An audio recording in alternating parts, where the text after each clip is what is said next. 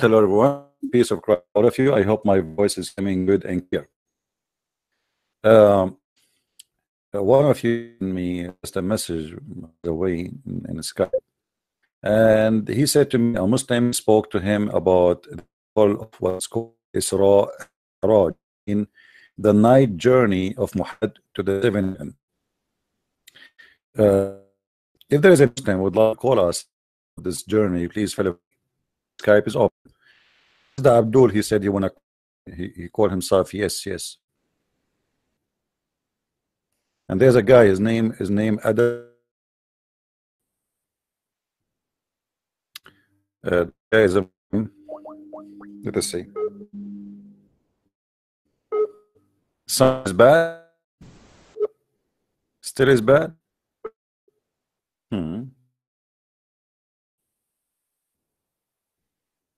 What's happening? What is bad? Hold on. Okay, is the sound better now? Is the sound better? Hello? Is the sound better? No? Yes, no? What's happening?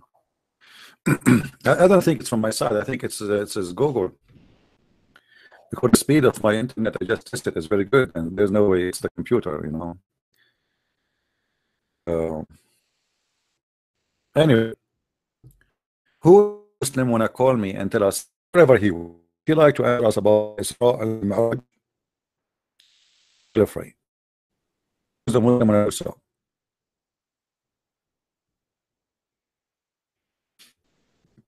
Where is the guy who was keep saying let me call you, let me call you? I don't know what to do. Maybe I should not do podcast today.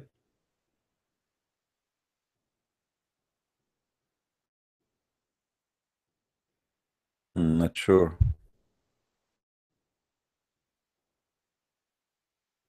I don't know what to do. See, my net speed for sure it's very good, so it can't be my internet. I guess it is Google, YouTube. There is something wrong with their server. Let me do a speed test again and see how bad it is. See what's happening. Let me read some Quran, brother, and that will fix the story. Okay? Because based on my experience, if you have any problem, you read Quran, the problem fixed. What is the guy who wanna call me? Keep saying, "Oh, call me." Let me call him.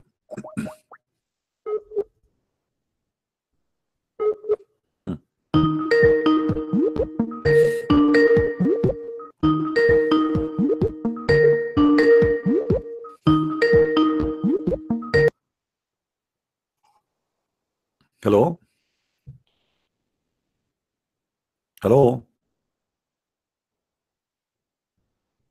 Are you there?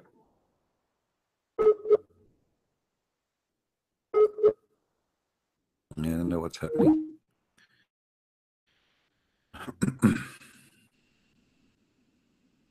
Did God glorify God? Well, this is a good question. You see, this guy, he is saying a very important question. He is an Abdul. Let me show you why I say Muslims, they have half a brain. I'm not insulting anyone. If you are against God to glorify God, as you said, for us, we believe the Trinity, so we believe the Father glorified the Son and the Son glorified the Father. But you in the Quran, how your God glorify God? So he say, Bismillahir Rahmanir Rahim, Alhamdulillahi Rabbil Alameen. As long you are against God glorifying God, for us it's not a problem because we believe in the Trinity. For you, Allah glorifying who? Are you there, Abdul? You see, I'm using your I'm using your logic. This is your logic. In the name of Allah, most gracious, most merciful. Allah is saying in the name of Allah and the most gracious, most merciful. And then he said, praise be to Allah. Are you there, Abdul? Hello? Allahu Akbar. Hello. How are you, my friend? I'm good. Assalamu alaikum. Wa alaikum assalam. So what you want to call me? What do you want to say? Did you hear what we were saying? There's a guy, he was speaking about the miracle of Al-Isra and Al-Mi'raj. What do you say? Is it a true miracle? Is that a miracle? سبحان الذي أسرى بعبده ليلا من المسجد الحرام إلى المسجد الأقصى الذي باركنا حوله. What does that mean? What does that mean? Okay, that was a very miracle. It was a miracle event. Yes, he went to the seven heavens there. He spoke to Moses. Okay, you know what? In front of everybody, if you show me where in the Quran it says that Allah, he took him to the seven heavens, I'm going to shave my beard. I'm going to apologize from you, and you are my hero. No, not in the Quran. No, not in the Quran. Not in the Quran. So why you are saying Allah, he took him to heaven? Yeah, the hadith in it. So why? So okay. So in the hadith it says that, but the Quran never say that. So why Allah did not say? Why Allah did not say I took him to heaven? But in the story is different from the Quran. Yes. Why is different? Why is different? The Quran does not mention heaven at all. Hadith is the complementary of the Quran. My friend, hold on. If this is a very important thing to mention, if Allah took him to heaven, why he don't mention that I took you to heaven? I can't ask questions to God. Say, why did you not put this there? Why do you put this? His hadith is a complimentary. I'm not asking you to ask questions. I'm asking you to answer me. If this is what Allah, if Allah he did that, this is more important than taking him to Jerusalem, because I can go to Jerusalem now. Is that a big deal? Yes. Okay. The miracle then, if there is a miracle, it should be about taking him to heaven. Do you agree? That is miracle. Yes. Okay. What is the miracle in the Quran? It's not in the Quran. So there's no miracle then, because if there's a miracle happen, Allah should mention the miracle, not something silly. If I go to Jerusalem right now, yesterday I was in Texas. What a big deal. Okay. Is that a miracle? No. Anyone can go there. Is it a miracle to go to Jerusalem? No. So where is the miracle? So you Muslims, you speak about a miracle. Obviously, it's a fabricated story. There's no proof fabricated because no. It's not fair. Okay, my friend. Who is the witness? Who is the witness for Muhammad going to heaven? If there's a witness. Who's the witness for 500? Who's the witness for 500 people coming from the grave, walking like zombies? Who's the witness for that? The Quran says that. Are you saying the Quran is lying? No. Okay, hold on. I will go with you. Muhammad, he came 600 years after Jesus. He was not in the time of Jesus, yet he says Jesus here resurrect people from the grave.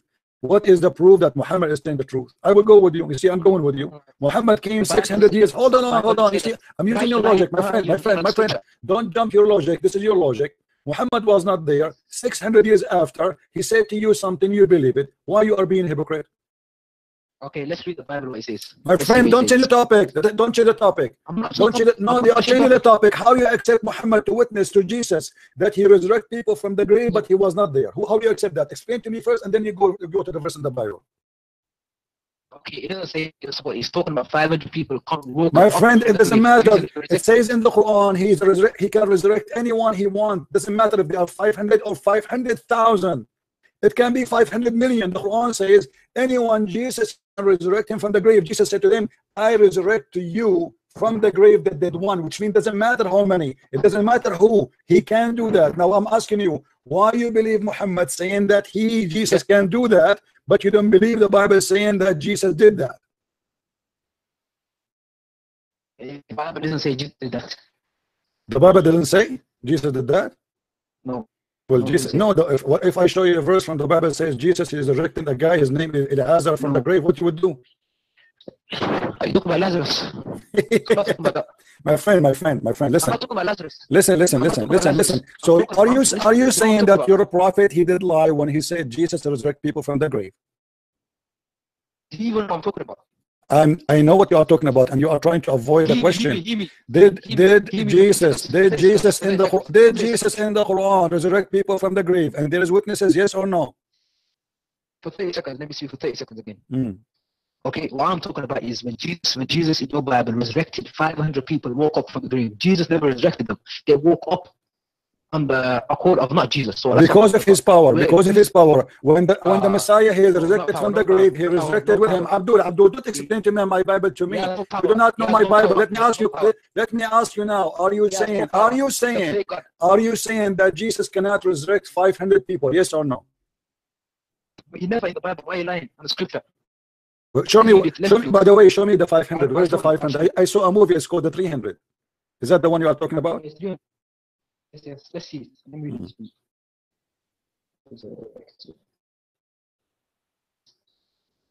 Like zombies, they're resurrected like zombies. Well, the zombie is your prophet, because your prophet, he met with Moses, he went with Abraham, he met with Adam when he went in his journey. This is the zombie. How they are dead, but yet they are there. Did Allah resurrect?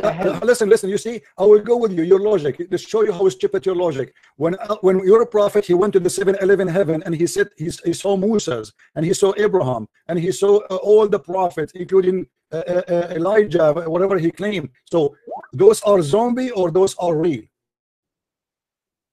Why you hang up? Hello? Did you hang up?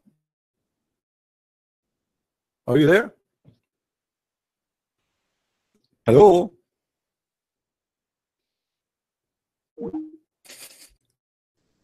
Zombie, it's your prophet who saw zombie.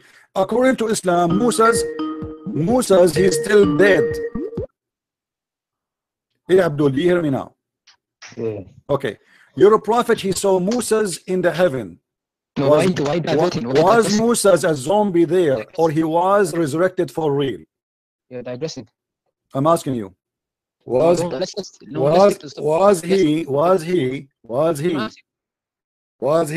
Answer. Was he? You are the one who opened the topic. Don't run away from it. When you open a topic, let us finish it. When Muhammad he saw Moses in the heaven, was he meeting with zombies, or this is a real resurrection? Is Moses now in the grave according to Islam, or he is alive in heaven? Why you change the subject? I'm not. You are the one who mentioned zombie. Okay, let's carry on with the Bible first. We are not changing the topic. Answer. I'm getting you busted. I'm spanking you. This is why you don't want to answer. We are talking about the same topic. Don't worry. I have all the time for you. We'll spend the whole day talking. So answer me. When Muhammad he saw Moses and Abraham and Adam and Noah and even Isa, he saw them in the heaven. Did he see real people, or those they were zombie? Ask that question again. When you're a prophet, he went to the 7th heaven. He saw in his way Moses, Adam, Abraham. You're breaking up. Guys, do you hear me, guys? Am I heard? Is my voice coming to you? Okay, can I say my comment first before you say yours? Do you hear me? Okay, behold, the curtain of the temple was torn in two from top to bottom. My friend. You see. You're scared. You are the one who is scared. You are a kid. You are a zombie. You are a follower of a zombie. How you're a prophet? He say he met Moses when Moses is dead, never been resurrected. How you're a prophet? He saw Abraham when Abraham is dead, never resurrected. Your prophet, he lied. He said he is the first to be resurrected in the day of judgment. How he lied and he say he saw Abraham and Moses and Isa and all the prophet. He saw them in his journey. It is a lie or it is a true. So they are zombie, because Islam confirmed that nobody resurrected, and to go to heaven, there's only one person in heaven from the earth now. Only one person, that is Isa. So how Muhammad he met with Moses and Adam and Abraham in heaven? It's a miracle. What a miracle! This is a contradiction. Your prophet, he said he will be the first to be resurrected. Don't you know that? Listen, wallahi, you're so scared to read Bible. Are you? Do you deny what your prophet said, that he is the first to be resurrected? Zombie is coming out of the grave. See, here we go. The zombie is you. The zombie is you. Muhammad is the zombie. You're a prophet. He slept inside the grave with the dead women. He is a zombie. Is that true? Okay. He says, yeah, the earth shook, the rock yes, split. Yes or no? Yes or no? Did your prophet sleep with the women in the grave? Yes or no? Okay, the earth was shook, the rocks were split, the tombs were opened, many bodies of the saints who had fallen asleep were raised. Whoa, zombies having come out. This is zombie. This is a miracle. This is the power of God. Just you don't want to answer. Just get lost. This is the verse is proving the power of Jesus. Just because he's resurrected from the grave, people coming out with him, and those are the saints, not everybody. You don't want to answer because you are a coward. Call me back and be a brave man and answer. How you're a prophet? He saw the zombie in his heaven when they are dead. Isn't it your prophet? He said he is the first one to be resurrected in the day of judgment. which mean Abraham and Adam and Moses and all those people, they are not resurrected yet. How dare you to lie to us, Muhammad? How that can be? Obviously, Muhammad is a scam, because this is a contradiction for his teaching. Either you are the first to be resurrected, or you are not the first to be resurrected. If Moses and Adam and Noah already they are in heaven, it's mean Muhammad. Are you going to answer or not? Why did you end the call? Abdul, are you going to answer or not? Did you end the call? Why you are going to answer or not? Are you going to answer or not? I have no time for kids. Oh, you scared to answer my question. I answered you, Abdul. I answered you. Why we need to repeat again? Those are people because of the power of Jesus, because he is God. All the saints came out with him. It's not about 500. It's about anyone he want to resurrect. He can resurrect, and the Quran confirmed that. Thank you very much. Now answer. I am saying that to you. Didn't you ask me? Didn't you ask me? Yeah. You read the verse for me. I answered you. Didn't you ask me for the answer? I gave you the answer. You don't like it, bite your teeth. If you don't like it, bite your lips. Now answer me. How Muhammad, he says he is the first one to be resurrected, but yet we find Moses and Adam and Abraham waiting for him in the heaven. Okay, that could be an imagery. It could be what's it called? Imaginary, guys. Did he say imaginary? This guy, he is saying Muhammad is a liar. A second ago, you said that the miracle is true. He went to heaven. Now you are saying imaginary. This guy, did you hear it? This is recorded. This will be in YouTube. People, I advise everybody to copy this part. So Muhammad was imagining that he went to heaven, and it was a lie. Did he what I just said? You said that. You said that. You said he's imagining. You said he was imagining. You said. Did you say he was imagining? Yes or no? Did you say that? No, never. No, never. You cut me off. Let me speak. No, you said that. You said he was imagining. Everybody heard you. Everybody heard you. Okay, they all heard me. Yes, but you cut me off halfway through when I was speaking. Okay, so start from where you stop. He was imagining. Go ahead. No. Basically, you asked me if Muhammad seen Jesus, Mary. No, sorry. Jesus. What's it called? Musa. What's it called? Ibrahim. Was that your question? He saw them in heaven. Are they there for real? Are they there for real, or they are not resurrected yet? And was that hadith or was that the Quran? Can you just pull it up for 1 second? Hey, I will show you what it is. You claim that you have knowledge, you want to teach me from the Bible, but yet you do not know what your prophet said. How can that happen? No, you never heard. Are you saying to me you never heard that your prophet, he spoke, he saw Moses and he saw Adam and he saw Abraham, he saw them in heaven? Are you saying that? Abdul, I'm asking you a direct question. Don't tell me, don't repeat yourself. Are you saying to me you're a prophet? He did not. You never heard that your prophet, he met with Abraham and Adam and Moses and Isa in heaven? He did. Never heard that before? I did. You did or you did not? I did not hear you. Say again. I did. You did. So why you are shy? I mean, why you, okay, say I did. Okay, so you did. So now when you're a prophet, he saw them in heaven, they were alive for real, or it was imaginary, as you said? Can you pull up the reference so we can be sure? My friend, this is the question. As long you know he saw them, there's no need for reference anymore, and we will show the reference, no problem.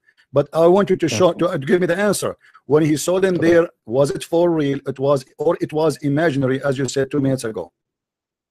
It was real. It was real. Okay, guys, did he say it was real? I want you to remember that. If we go in the Quran, and if we go in the Hadith, we will find Muhammad. He's saying that he was the first one to be resurrected. There's nobody resurrected yet. No, that was a miracle. What a miracle, Abdul! You just said to me that it was real. So nobody is resurrected, because if Adam is dead, if Noah is dead, if Moses is dead, if all of those names are dead, Abraham is dead, how they are in heaven? When you're a prophet, he confirmed that he will be the first one to be resurrected. The hadith in front of you from Sahih al-Bukhari, read with you. Okay, let me. Where is it? Is it on the screen? It's in the screen, yes. No, it's not on the Skype screen. Is it on YouTube screen or the Skype Oh, hold on. Let me be sure that it is people, they can see it. Here we go. All right, now it's in the screen. Sorry. Go ahead. 1 second. This is Sahih al-Bukhari. This is Sahih al-Bukhari. This is Sahih Muslim. I can show you the same tons of things. All of them, they are confirming one thing, that Muhammad is the first one to be resurrected. Yeah, I can see. How he makes such a lie? If Abraham and Moses and all the prophet he saw them already in heaven. How he say that he will be the first to be? He says that he will be raised. He will be the first resurrected on the day of judgment. Yes, yes, yes, yes, Yawm al-Qiyamah. yes, Yawm al-Qiyamah. Yawm al-Qiyamah. So nobody is resurrected yet. He is the one to be because people will not be resurrected, my friend, this month or next month is going to be in the day of judgment. Are you a fool or what? No, you're a fool. Are you saying to me you Muslims believe that there's people resurrected before the judgment day? Okay, let's read that. Bring up that, what's it called? Isra Miraj. It is in front of you. It's in front of you. This is about here, the story about what you are talking about. That you're a prophet, he said, in the day, which is the day of Ba'ath.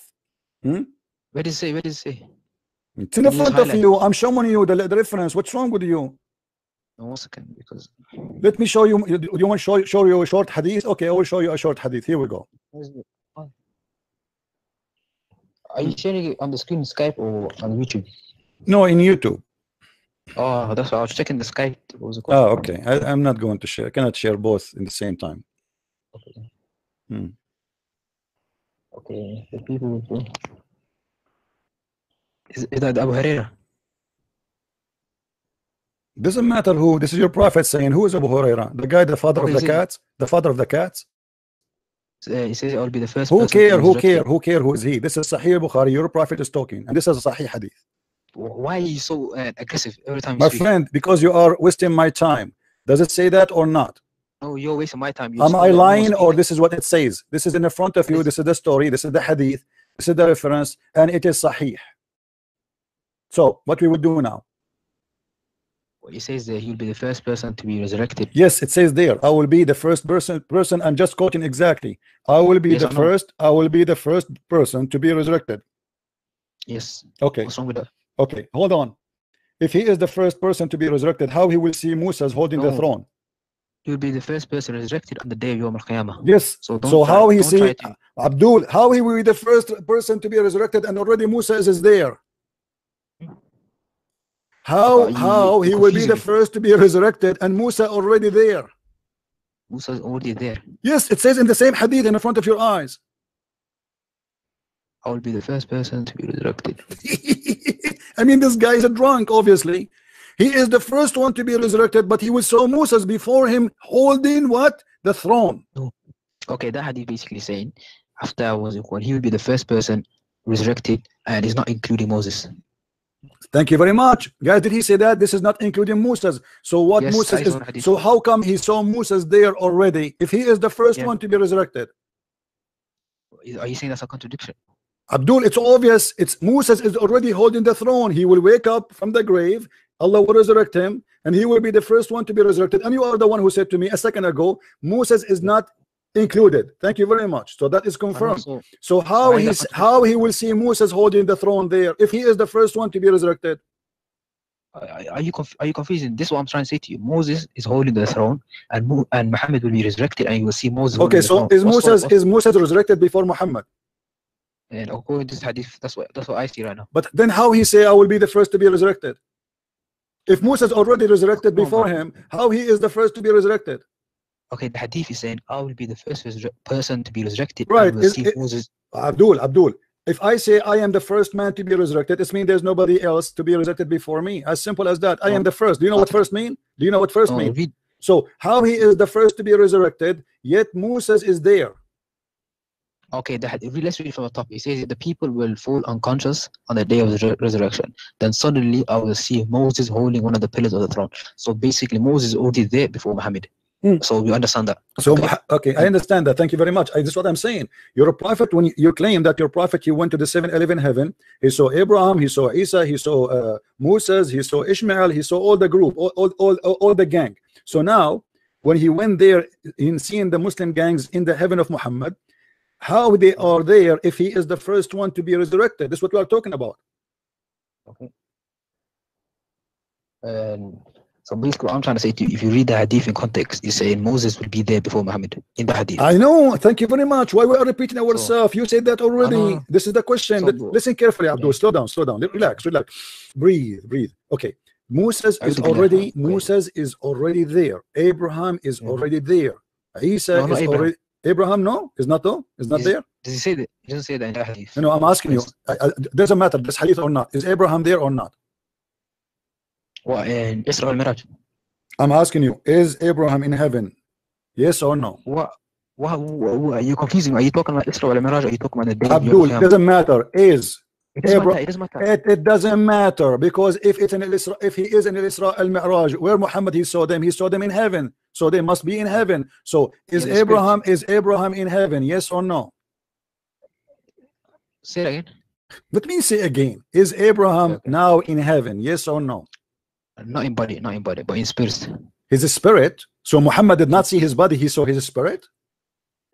Maybe. Can you pull up that was a reference? Abdul, what do you mean maybe? Let's be fair. Let's be fair. Hold on, guys. Listen carefully. Muhammad, this guy, he's saying the prophet he saw Abraham in his spirit. How you can see the spirit of Abraham? Okay, let's pull up the hadith. Don't try to trick people. Let's pull up the hadith where he says. Before we go to any hadith, my friend, before we go to any hadith, explain to me what do you mean when you said that he saw him maybe in a spirit?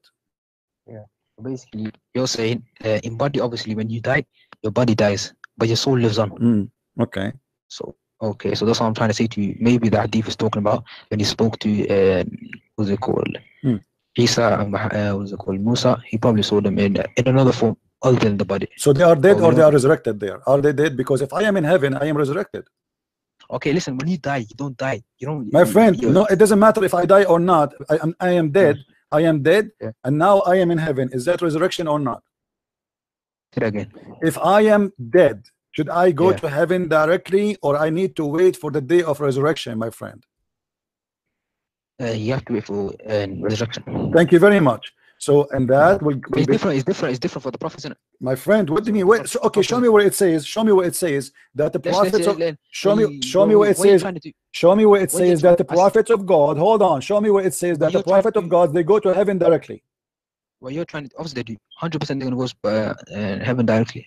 Where it says that? What it says that? Where it says that? If you're a prophet, he said, listen. Are you saying to me your prophet is not a prophet? No, see, why you? Because you just said prophets of God will go to heaven directly. You're a prophet. He said, I will be the first to be resurrected, which means until now he is not resurrected. So you just admitted that the prophet of God only they can go to heaven. Hold on, guys. Do you see how stupid what he said? Did you notice what he said? Hold on, let me explain. Shut up. You said prophets of God already they go to heaven. You said only normal people they stay until the day of resurrection. Thank you very much. Only normal people they stay until shut up. Let me explain what you said. Thank you very much for calling me. You are priceless. I should pay you. Honestly, you are like Muhammad Hijab. Listen. Only normal people they will stay in earth. Only normal people they will stay in earth. But the prophet of God they will go to heaven directly. Everybody heard you saying that. And your prophet said he is the first one to be resurrected in the day of judgment. So you admitted that Muhammad is just a normal man. He's not a prophet. Muhammad is the prophet of Allah. So how you contradict yourself? You are the one who said to me, normal people, they will not go to heaven. But prophets of God. You said that it's recorded. People, they can play it back. Play back. I'm not going to play it back now. You play it back. Can you play it back for me? Okay, basically what I'm trying to say. Can you play it back for me? Go back in the video, please. We can hear the sound from your side. Go ahead. Go back to 3 minutes in YouTube, 3 minutes or 4 minutes, and play it back. We are listening. Sorry, you can play it back. You cut me off while I was. Okay, let me play it back, please. I will hang up on you, and you call me back when I finish playing. Okay, I will go back.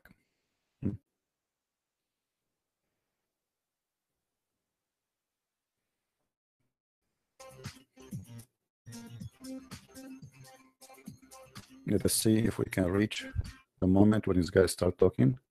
Please subscribe, all of you. Okay. The way it's got. Sorry guys, I'm just searching for his voice when he called me. The guy, his name. Let's see.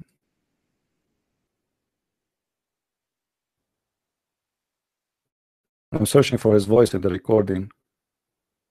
Look like YouTube. You see, we are still in the point where my voice is bad. Muslim wanna call me and times they have half a brain. If they are 500 or 500,000, it can be 500 million. Well, yes or no? You never in the Bible. Why are you lying? The scripture is alive in heaven. Why you change the subject? I'm not. You are the one who mentioned zombie. Okay, listen. You're scared. You're scared. You are the one who is scared. I'm moving in the recording. Let us see. This is the verse is proving the teeth. If you don't like it, bite your lip. Or it was imaginary, as you said.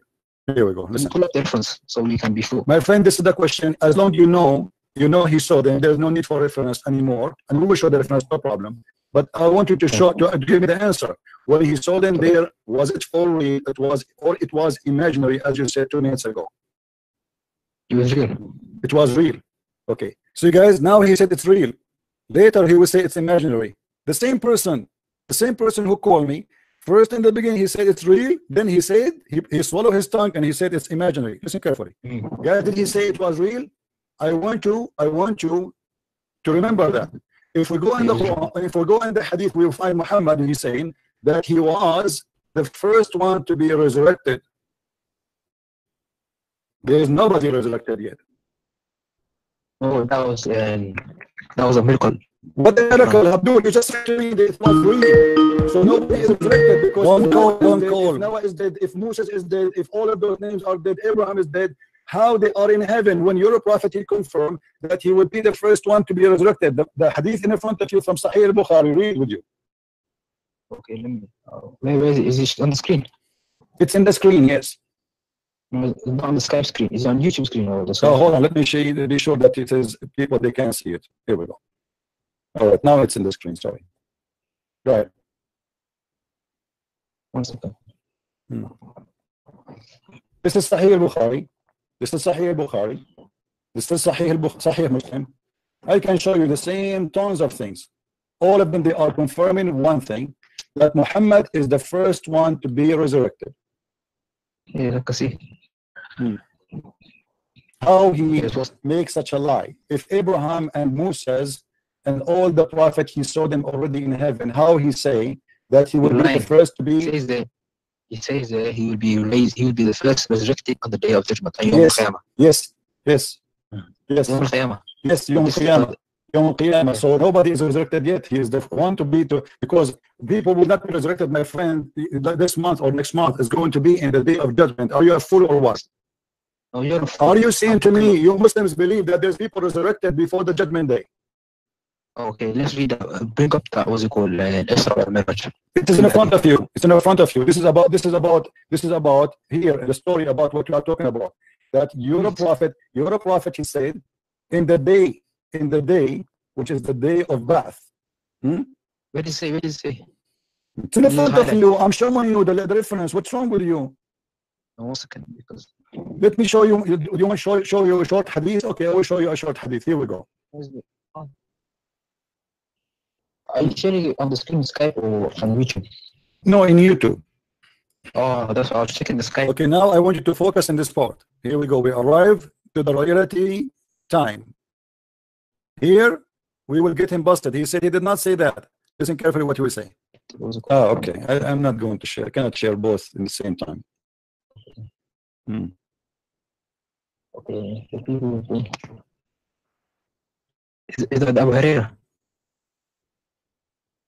Doesn't matter who. This is your prophet saying, who is Abu Hurairah? The guy, the father of the cats? The father of the cats? He says, I'll be the first. Who care who is he? This is Sahih Bukhari. Your prophet is talking. And this is Sahih Hadith. Why are you so aggressive every time? My friend, because you are wasting my time. Does it say that or not? Oh, you're wasting my time. Am I lying or this is what it says? This is in the front of you. This is the story. This is the Hadith. This is the reference. And it is Sahih. So, what we will do now? He says that he'll be the first person to be resurrected. Yes, it says there, I will be the first person. I'm just quoting exactly. I will be the first person to be resurrected. Yes. Okay. What's wrong with that? Okay, hold on. If he is the first person to be resurrected, how he will see Moses holding the throne?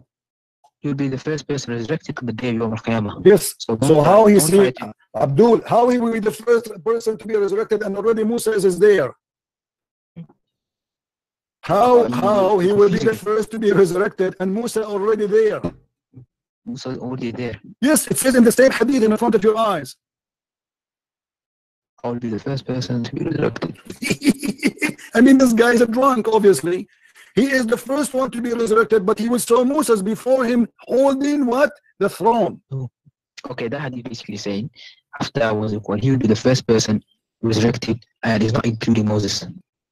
Thank you very much. Guys, did he say that? This is not including Moses. So what Yes, Moses I know is, so how come he saw Moses there already if he is the first Yeah. one to be resurrected? Are you saying that's a contradiction? Abdul, it's obvious. It's Moses is already holding the throne. He will wake up from the grave. Allah will resurrect him, and he will be the first one to be resurrected. And you are the one who said to me a second ago, Moses is not included. Thank you very much. So that is confirmed. So how he will see Moses holding the throne there if he is the first one to be resurrected? Are you confusing? This is what I'm trying to say to you. Moses is holding the throne, and Muhammad will be resurrected, and you will see Moses. Okay, so is Moses resurrected before Muhammad? And according to this hadith, that's what I see right now. But then how he say I will be the first to be resurrected? If Moses already resurrected before him, how he is the first to be resurrected? Okay, the hadith is saying I will be the first person to be resurrected. Right. We'll see Moses. Abdul, if I say I am the first man to be resurrected, it means there's nobody else to be resurrected before me. As simple as that. I am the first. Do you know what first means? Do you know what first means? So how he is the first to be resurrected, yet Moses is there?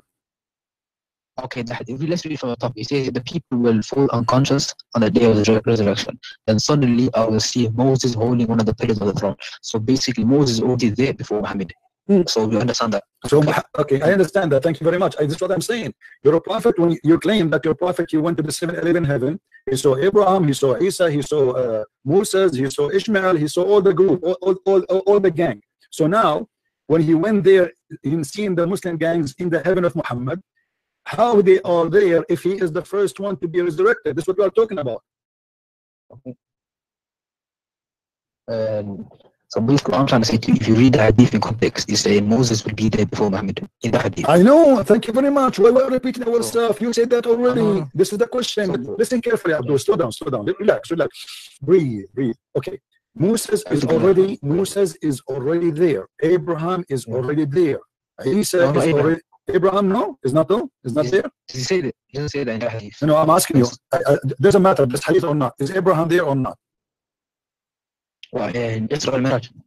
I'm asking you. Is Abraham in heaven?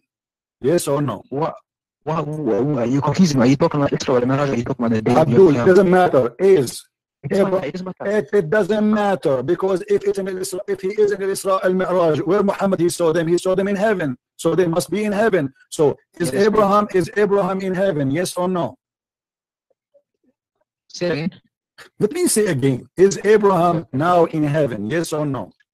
Not in body, but his spirit. Is the spirit? So Muhammad did not see his body, he saw his spirit? Maybe. Can you pull up that reference? Abdul, what do you mean maybe? Let's be fair. Hold on, guys. Listen carefully.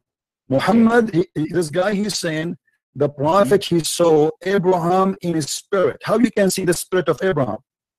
Okay, let's pull up the hadith. Don't try to trick people. Let's pull up the hadith where he says.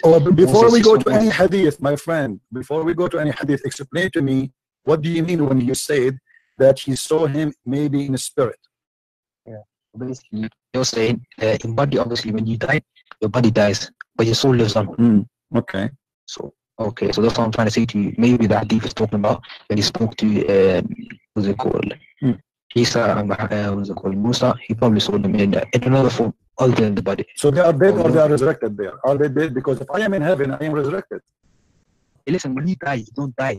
My friend, it doesn't matter if I die or not. I am dead. And now I am in heaven. Is that resurrection or not? Okay. If I am dead, should I go to heaven directly, or I need to wait for the day of resurrection, my friend? You have to wait for resurrection. Thank you very much. So, and that will be different. It's different for the prophets. My friend, what do you mean? Wait, so okay, show me where it says. Show me where it says that the prophets. Show me where it says. Show me. Did he say it's different for the prophets? Guy, did you hear it? Did he just say it's different for the prophet? He said it is different for the prophet. So the prophet, they will not wait. They will be there. Where it says that the prophets of God. Hold on. Show me where it says that the prophet of God, they go to heaven directly. Well, you're trying. Obviously, they do. 100% they're gonna go heaven directly. Well, it's 100%. Did he say 100% they will go to heaven directly? Did he say 100%? Did we just hear it?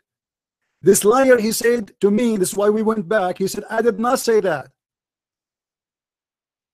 He said, I did not say that. Where I said that? Not only you said they go to heaven directly, you said 100%. When Abdul, he say 100%, it's mean 100% a lie, and he will deny his lie after 2 seconds. Where it says that? Where it says that? If you're a prophet, he said, listen, are you saying to me your prophet is not a prophet? I don't see why you. Because you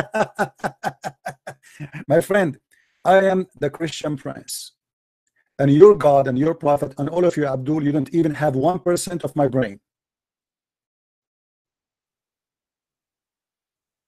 If I let my toes in a chat room to debate you, my toes will win, for I am a Christian prince. You need a billionaire to be sent to the refurbished shop. Maybe you will get it close to be able to debate my toes, not my nose.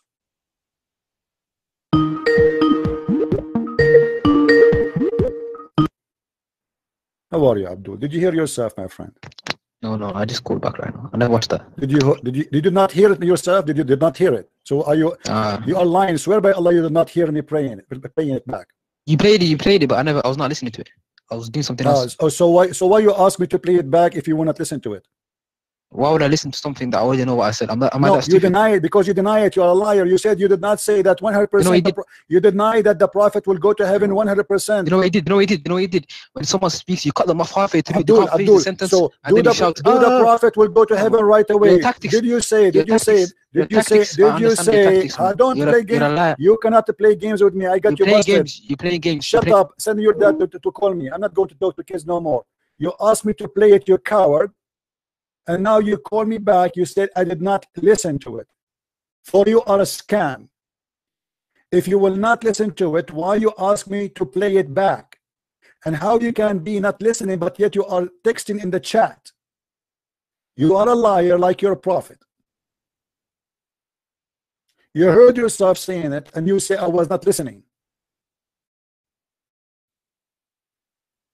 He is texting in the chat. He is in the YouTube with us, but yet he is not listening. Do you know why he's not listening? Because he don't want to listen. This is how they are. Thank you very much for those who send donation. May the Lord bless you. Who is Abdul? Want to be honest? Can we find Abdul who dare to send his defense to defend his prophet? No, we cannot block liars, my friend, because if we block the liars, then we cannot talk to Muslims. All of them they lie. They are following a liar. So what do you think? And here you notice right away how we got Muhammad busted. I'm not getting this poor guy busted. This guy is just a guy. He have no idea. He's trying to defend the foolish Muhammad, but Muhammad himself, he got himself busted. How Muhammad is the first one to be resurrected, but yet Moses is already there. The Abdul, he said to us, prophets of God don't stay in the grave, they go directly. So Muhammad, he is lying. That means he is not a prophet, because a prophet of God will not be waiting until the day of resurrection.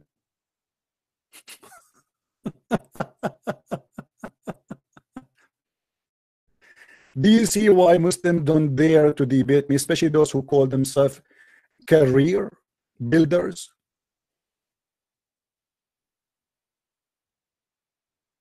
This is why they avoid debating me. For those who they are saying how we can help in donation, my friend, there is a site, it's called Patreon. The link is down in the info. You can click on it and you can do it there. Thank you very much. And thank you again for supporting us. Your support is needed. Who is next? Who is the Muslim next? He dare to tell us what's going on. So all what the Muslims they say about Muhammad went to 7-Eleven heaven, it is nothing but a lie. How Muhammad he went to heaven and then he found Moses there. Hello. Hello. Do you hear me, my friend? Sometimes people, they have a slow connection, so we have to be patient. Hello. Yes, hello. I hear you. Go ahead. I'm Christian. You're welcome, my friend. I have a question. First of all, you said you are Christian, right? Yes. What do you think of Muhammad? What? What do you think of Muhammad? False prophet. He's a false prophet. Why he's a false prophet? Abused God, you know. Okay. So what is your question, my friend? How to debate a Muslim in a blasphemy country. How you debate Muslims in what? Blasphemy country like Pakistan. I don't understand. Can you speak more clear? In what country? In a country like Pakistan. Well, I don't advise you to debate them there, because the second you get them busted, they will accuse you that you insulted the prophet and they will try to kill you. Leave that for me. Tell them there's a guy there in the internet. Please go and call him. All right? All right. Just for your safety and your security. Thank you for You're welcome. You're welcome, my friend. Thank you. Take care. Yeah. You do not need to debate them. Send them to me. Especially in those savage countries where people, they are slaughtered for saying 2 words. I'm here for them. We are here every day. You see, the Muslims, they look for somebody, he have a blue eyes, he have a blonde hair, to debate him because simply he do not know Islam and he don't speak Arabic. And then when they debate with him, they say, let me teach you Arabic, my friend. Let me teach you Arabic. Yeah, right. You will see the coming videos. By the way, I have a video there for you in the Google Drive. I wish everybody to download it and share it every day. This is the best comedy for the day. You will love you and your family when you watch it. Please download my video. It's in Google Drive there, and share it everywhere you can. Let everybody laugh. I don't blame him to use a voice changer, my friend. He's calling from Pakistan. Do we have any Abdul? He have the courage and the knowledge. This is a Christian prince challenging you, your God, your prophet, and your angels. Have you ever heard of an angel? He bring a dish of shish kebab to his prophet, and the purpose is to fix his penis. That only happened in Islam.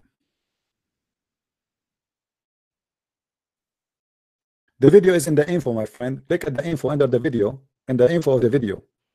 It says watch this comedy, and there's a link, drivegoogle.com, and then you click on it, a video will open.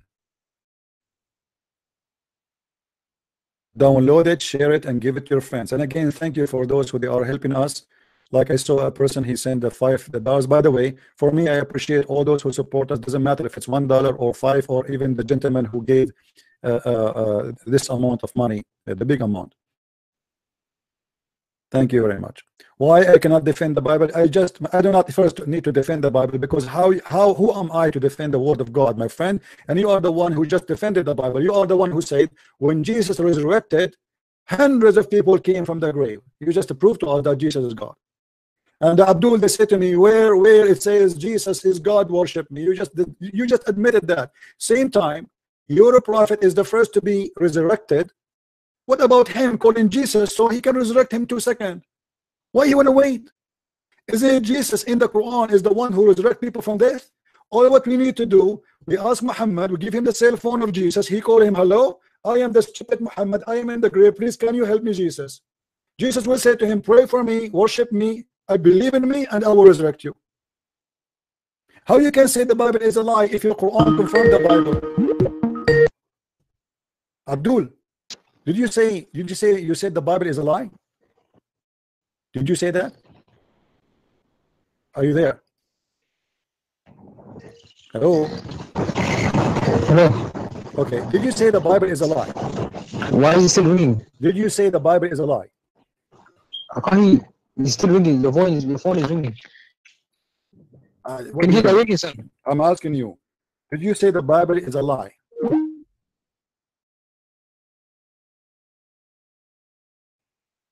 Call me back. Say inshallah and your internet will be fixed.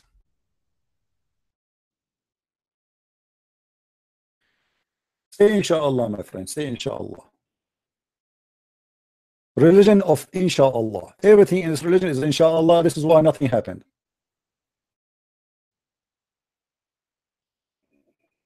You fear me, you fear the truth. Abdul, how are you? Do you hear me now? Yeah. All right, okay. You said that the Bible is a lie. Is that true? No. Okay. So how you're a prophet, he says that he confirmed what is between their hands from the book, which is the Bible. Your prophet was confirming the lie? Say it again. How you're a prophet, he say ولما جاءهم كتاب من عند الله مصدقا لما معهم.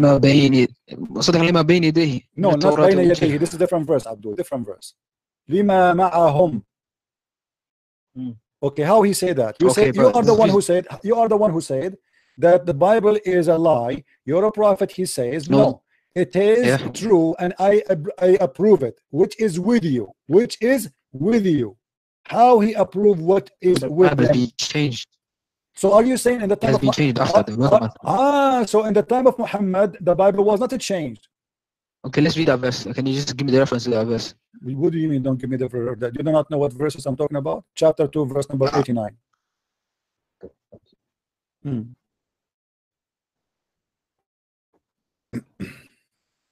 Chapter 2, 89.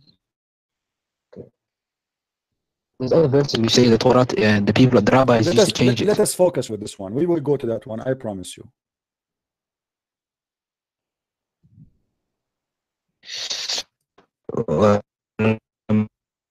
ما جاء من عند الله.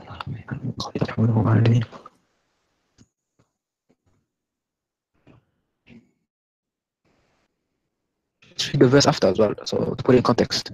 My friend, read 10 verses before, 10 verses after. Take your time. Do you want me to give you 10 hours to read and come back? No, I just need 20 seconds. No problem. Go ahead.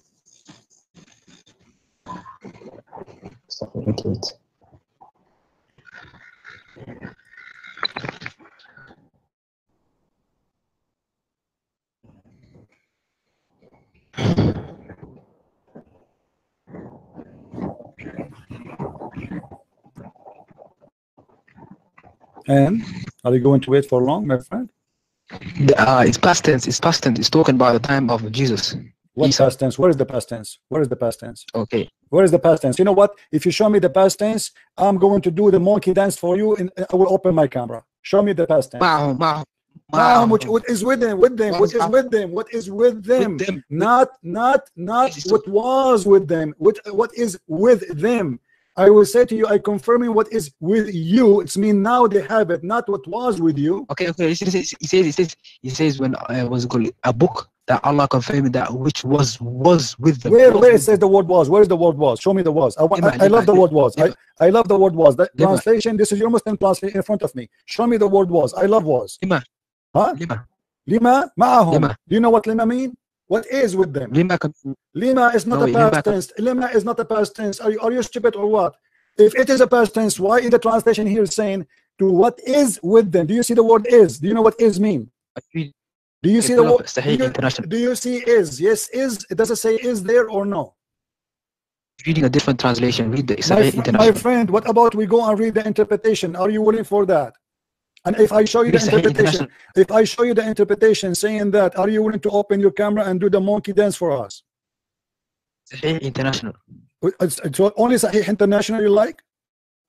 Read Sahih International. I'm asking you, do you like only Sahih International? Yes. I'll find the authentic. Okay, guys, Sahih International is the authentic one. All right.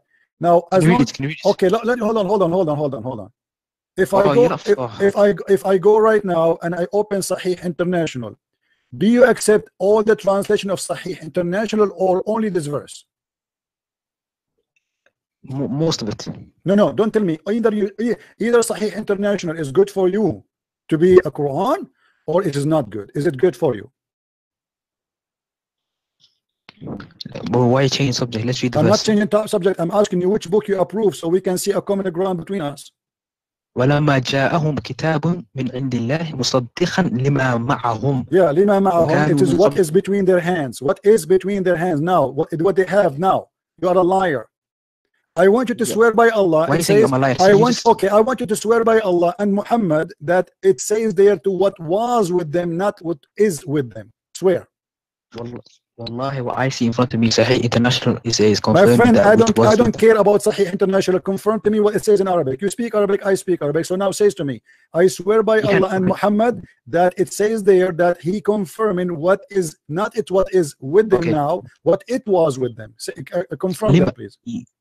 Lima in this context means was. Abdul, don't tell me. You see, I don't have time for stupid kids. Let your dad call me. It's in front of you, you coward liar. It's in front of you. What is with them? This is Yusuf Ali translation. Let us try different translation. Shakir. Shakir. Do you see it, guys? And verifying what that which they have. Do you see it? So the first translator, it says what they have. The second translator says what they have. Let us see the third translation. Big Tal. Here we go. Confirming that in their possession. Do you see it? So now we have a three translation. All of them, they are saying confirming what they have. This guy here is making it even more clear. Confirming in their what is in their possession. They have a position in it right now. Let us continue. Translator number 4, Muhsin Khan. Read with me. Confirming what is with them. You are a potato and you've been fried.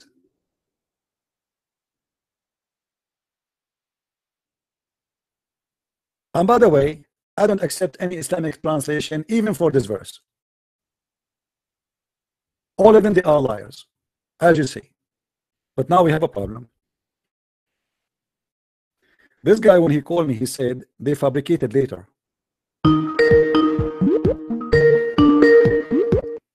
Yes, Abdul, what do you want?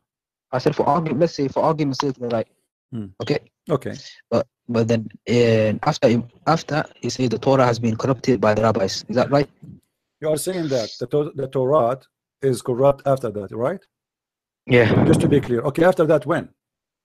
After Muhammad, before Muhammad? I mean, obviously not before Muhammad because he's confirmed what they have, right? Let's say for argument's sake, they have what is right. No, don't tell me for argument's sake.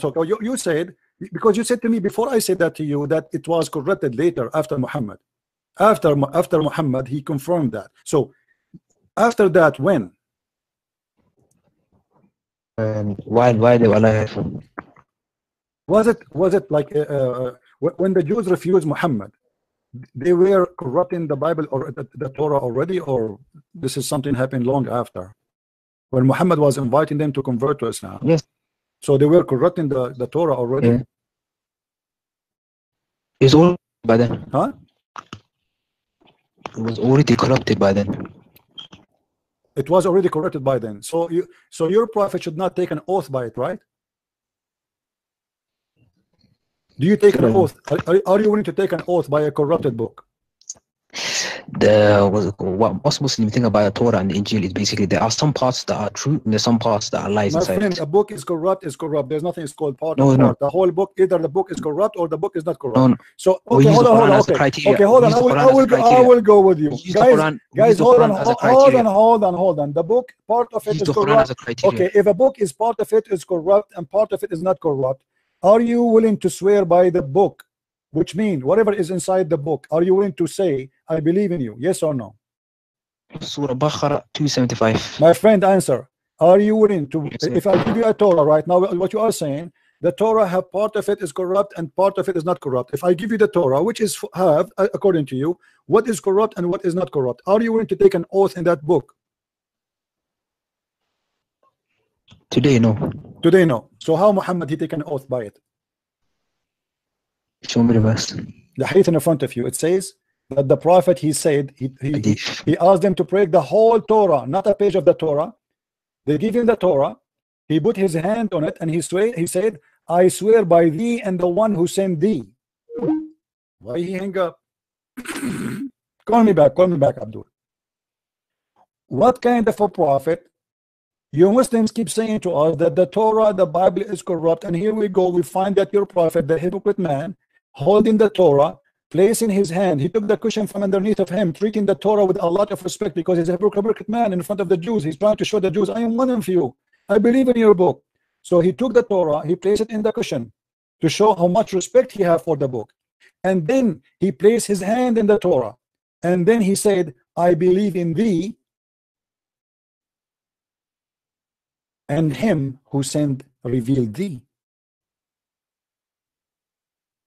How you do that?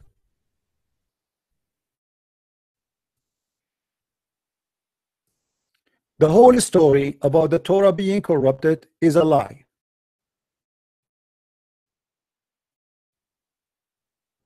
Here we go. Muhammad himself is taking an oath by the Torah. The Muslims, we asked them, why Muhammad came? They say because you Christian corrupt the Bible and the Torah. Obviously this is false. Muhammad had no reason to come anyway. Do we have any Abdul have the courage and the knowledge? Everything you Muslims you say about Christianity and Judaism proved to be a lie, and Muhammad is nothing but a scam. He speaks to the Jews, he acts as a Jew. He's like Obama. With the Muslims he's a Muslim, with the Jew he's a Jew, with the Hindu he's a Hindu, with the Christian he's a Christian, with the atheist he's an atheist, with the gays he's a gay, with the straight he's a straight.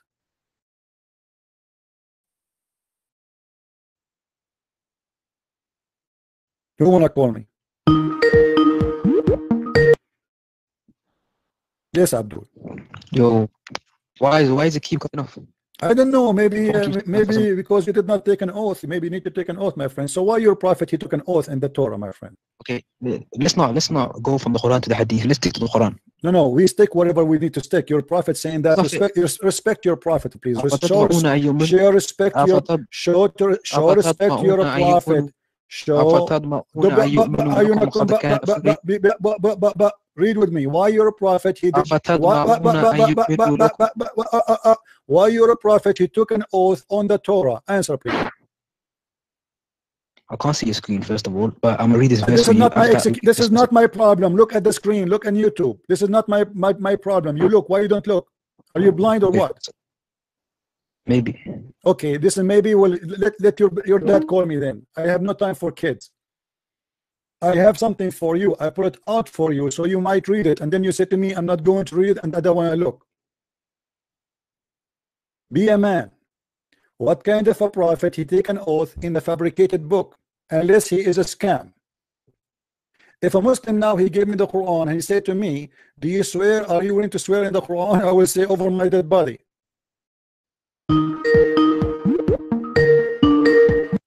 Why you are calling me back again? Are you willing to read it or not? Are you going to read it? Are you willing to read it or not? I'm trying to read two screens at the same time because I'm on. Don't read two screens at the same time. Read one. What's wrong with you? Read this one first and then read the second screen for me. Go ahead.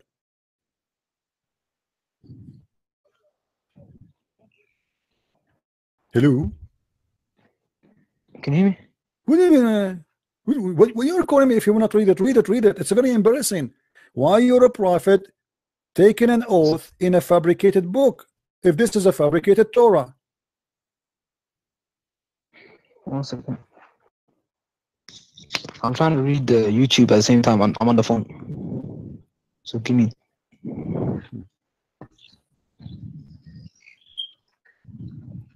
What is this? What's happening? My friend. Like his connection maybe is not good. Are you there? Hello?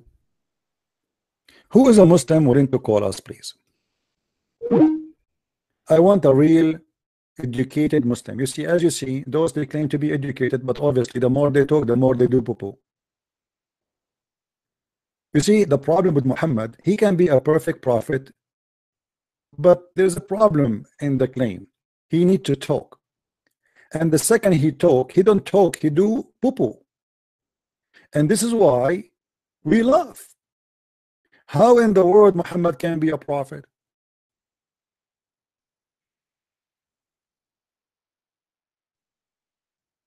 I challenge any Muslim to find me any reasoning to believe in Muhammad to be a prophet. Actually, even look, you remember I have a debate with a Muslim, Abdul. He claimed to be a knowledgeable. He said that I said to him, what is the prophecy of your prophet in the Quran? Where is the prophecy of Muhammad in the Quran? Because if you have a prophecy, it should be in the Quran. He said he don't have any. So why you call him prophet? Guys, let me prophesy for you. I am a Christian prince and I am a Muslim prophet. Next month, there's many women, they will have their period. And I predict that Allah, he told me, that next month, somebody, his faucet somewhere is going to leak. Count my words. And I predict that tomorrow in the highway, somewhere in the world, he is going to have an accident when he's driving his car. And let me give you, I just received a prophecy. Hold on. I'm downloading now. It's coming. It's coming. Yes, right now as we speak, there is a woman somewhere, she is delivering a baby. Allahu Akbar, Allahu Akbar. How he knew that?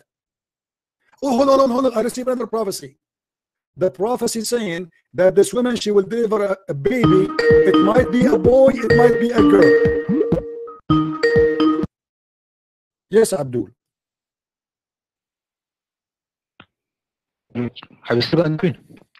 I'm waiting for you to read. Is it still on screen? Yes. Okay, one second. Because can you just share it on the Skype screen? You can't. Abdul, don't waste my time. What's Skype? Go. Don't call me again today. You're done. I give you more than you deserve. Don't call me now. That's it. I want a new Muslim to call me. Why you don't take your time, you coward liar, and read it in the screen before you call me? Why you don't stop being a hypocrite liar? You did see it already. It is there. I have it there for the last 20 minutes. It take you 2 seconds. Look in your phone, read it, and call me.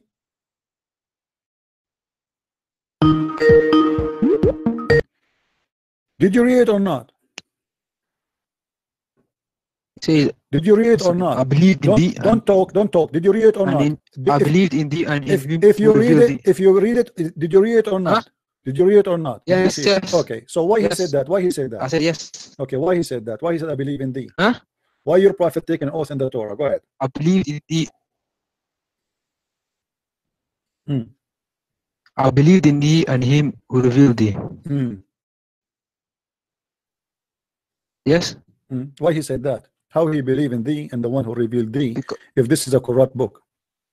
Basically, the reason for that is basically. Basically what?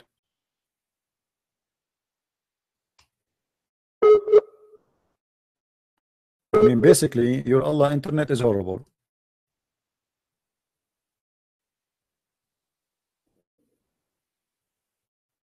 Who is a Muslim? He have a good internet. Oh. I mean, the connection is, but it's connection. We will have some patience, no problem. Now, why basically what he's doing basically? Go ahead.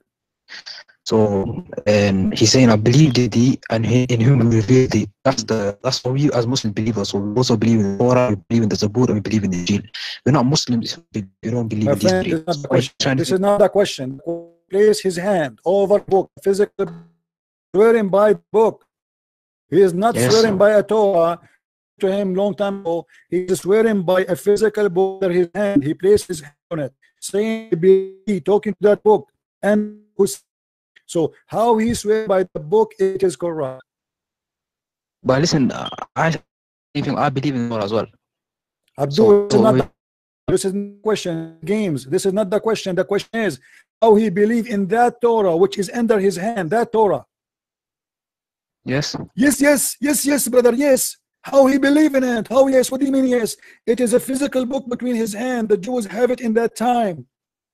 how it is corrupt, and he placed his hand on it and he said, I swear by thee. He did not even say the Torah. He said, I believe in thee, which means thee, the book here, that book in the front of my hand. I believe in thee. I want to say that's what he's saying. I want to say that's what he's trying to convey. He's basically conveying the fact that I believe in thee, which he's talking about the book.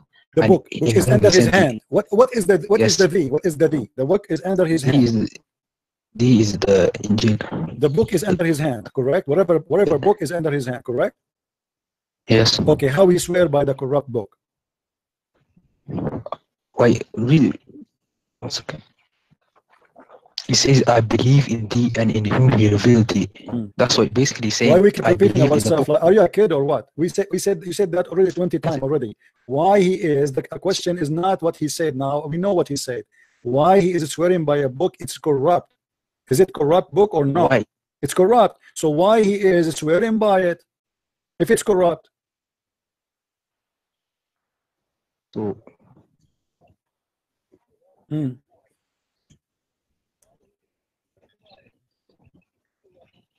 second, let me read the full passage. And then I'll read the question.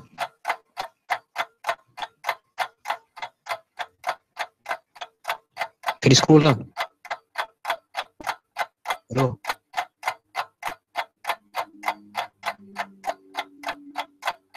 Hello?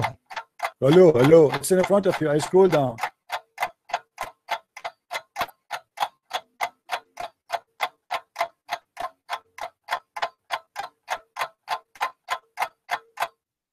Time is up. You need all this time to tell me why he's taking an oath with it. All after all this call, you hang up, you call me, you hang up, you call me, you hang up or call me, and we go back from zero. Why he is? Yeah, basically what? I can't give you the answer to that. You cannot I give know the me. answer to that. Okay, we need other Muslim then to call us. Thank you very much. He cannot give me the answer for that. Obviously, this is a stupid thing his prophet doing. He cannot explain how stupid his prophet is. He can't explain that his prophet is a scam. He can't explain that his prophet is a liar. He's taken an oath in a book he don't believe in, because this is what it's called hypocrisy. This is what called a devil behavior. You don't take an oath in a book you don't believe in unless you really believe in it. You don't take an oath by a fabricated book which is holding words not from God, and you say I believe in thee and the one who sent thee. The second you say I believe in the one who sent thee, it means everything in thee is sent by he, the one he believe in thee. Correct, guys? If I say I believe, if you give me a Quran and I say I believe in thee and the one who sent thee, it means I believe in whatever written here and I believe in whoever sent that. If there's a corruption in the book, it means I believe in the devil. Do we agree?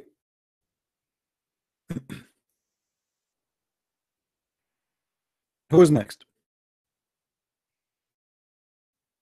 Who's next? Mayday, Mayday. We need a Muslim.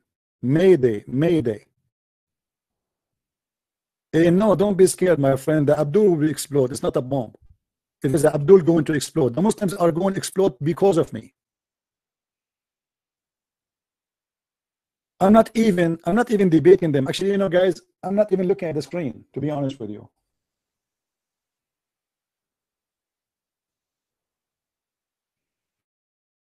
Hello? Hello? It's me you're looking for. Allah cannot debate me. So is Jibreel afraid of me. And Muhammad is terrified because of me. Hello? This is religion? Now we go back to zero. We go back to the question, how Muhammad he went to the 7th heaven 11. This is one of the most funny, stupid stories exposing that Muhammad is a false prophet. Guys, if we read the story, Muhammad, he was between the stage of asleep and awake. All right? This is what it says. He was between the sleep and awake. And then there's two angels. They came and they stuff. Have you ever heard of an angel? They stuff wisdom in your vein and nerves. By the way, this has happened to us always in the Middle East. Once, to be honest, this is a true story. Take a note, please. This is a true story. Brother Thatar, once I went to the hospital to check my blood, and when they did the DNA test, brother, they found that I have 99% wisdom and 1% intelligence. He stuffed his what? Let me show you the hadith.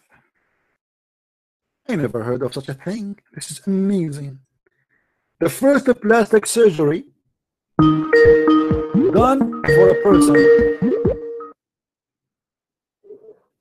Hello? Hello, Spirit.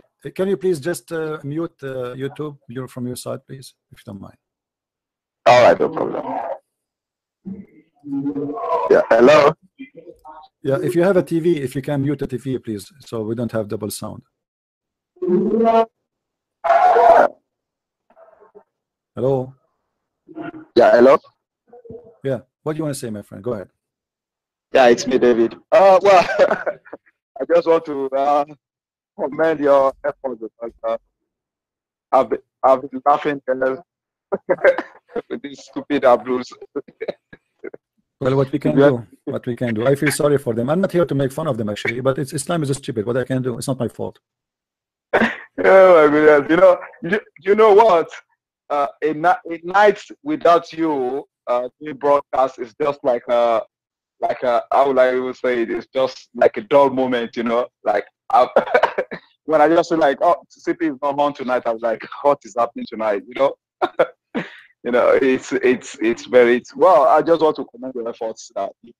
You've been doing good, and we really appreciate what you're doing. And thank you. And I think that some Muslims they are thinking about their faith, and some of them are coming to Christ, and some of them are still like out of that stupid religion. Because if people can believe in all these stupid things that Muhammad is saying or doing, his behavior, his his attitude, and all those stuff.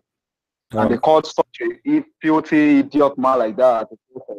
It shows the kind of person the person is as well. If you believe, one guy said that people act according to their God. So I say Muslims, they act according to their God as well, because their God lacks morality, you know. So lacks moral. Yes, my friend, I apologize from you. Your voice is really bad, so I cannot put you on air for long because hardly I can understand anything we are saying. Okay. All right. No, I hope your internet will get better. Maybe you need to close some applications next time you call me. All right. No problem. Thank you for calling, my friend. God bless you. Thank you. Yeah. Please, guys, before you call, if you have a bad internet, close your application so at least we will be able to hear what you are saying. You know. Now, we are not here to make fun of the Muslims, but it's not my fault if what you say is stupid. Read with me carefully, please.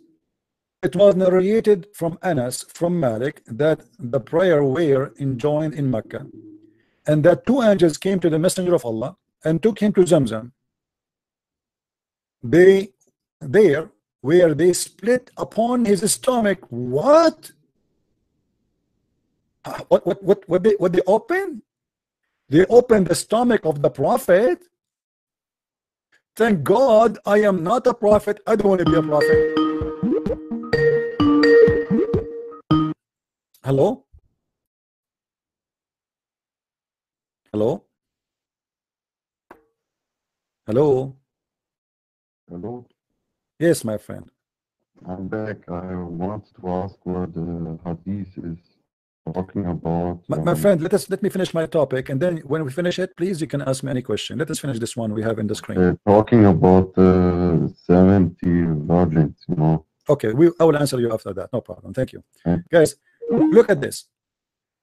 And two angels, they came and they cut the stomach of Muhammad. I feel sorry for Muhammad. You see, there is some ladies, when they give birth, they have a problem to deliver. So what they do, even some of them, because they are lazy, they don't want to go through the pain. So what they do the surgery, you know, they cut their down there, which is not really good for this will not be healthy. However, it looked like Muhammad, he was giving birth. And looked like the angels, they cut the wrong place, because supposedly they are going to wash his heart. And instead of cutting in the heart area, they cut his stomach. Any Muslim can explain to me why the angels, they got the stomach of the prophet, and then they took out his innards and basin, and took out his innards in a basin. What innard means, guys? What innard mean? Anybody can tell me what is it? Because I don't know what this word in English. I know what it says there in Arabic, just to be sure that this is the correct word. What is inside, right? Innard is what is inside. Is that correct? Intestine. So like his organs, the organs inside his belly, his stomach. Man, they took it off. All of those now in the. This is a horror. Imagine we have a video and we are doing live broadcast for the surgery in YouTube. Muhammad, Prophet, you went through a lot of suffering. Here we go. Just because you want to be our prophet, they are cutting your stomach and taking everything out, and now you have empty stomach. All your organs are out in the shower tub. Just thank Allah, please Allah, don't make me a prophet. I don't want that. I accept to be the keeper for the virgins if you want.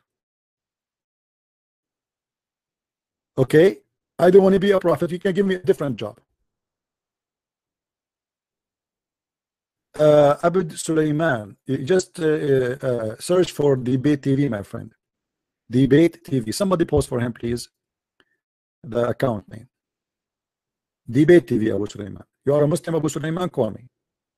I will be happy to. Yeah, I like to work for Allah, but maybe like I like to work in the warehouse where the virgins are. You know, that would be fun. Me, I will not even open my chat room again. I will be busy all day long taking care of the virgins. One after one is coming to my counter asking me for a favor. Man, and people, they say, what is the Christian prince? What happened to him? Where did he go? What are you talking about? If the virgins are there, you think I'm going to spend my time with you? Billions of virgins. If every Muslim, let's calculate. Who of you is good in mathematics? Show me your skills. If every Muslim will get 80,000 virgins, how many virgins will have today? Just for the, by the way, that's for the living one. If we count the dead Muslims, that will be endless. I mean, how many dead Muslims already there? 7 billions? Plus the 1 billion point 4, whatever. Each one of them, he will have 80,000 virgins. Yeah,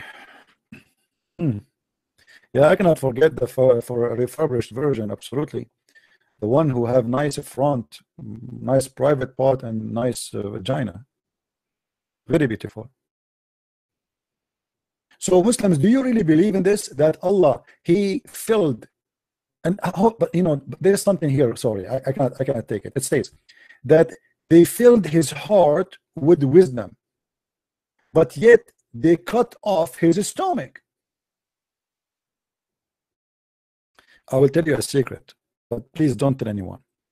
We Arab, our heart is in our stomach. We are different. So don't think those angels, they made a mistake. If you go and do an X-ray for any Arab guy like me, I'm an Arab, you will not find our chest have a heart there. No. It is sometime, actually, some Arab, their heart can be found in their stomach, and some it can be found in their balls.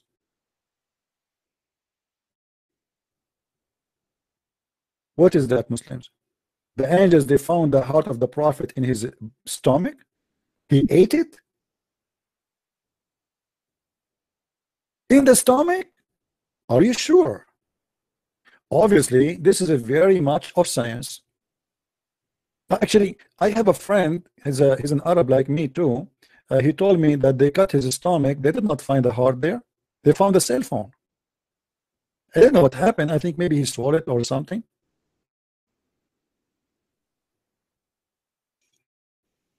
Do we have any Abdul?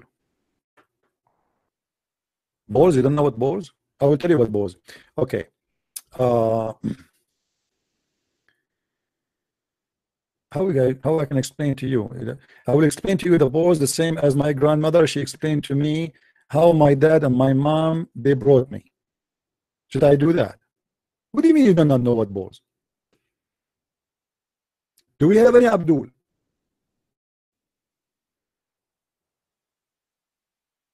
This is religion, and this is a prophet, and this is how you Muslims follow him.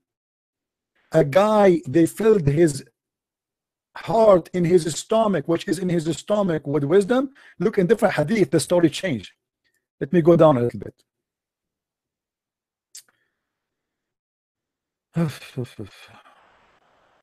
What is the hadith?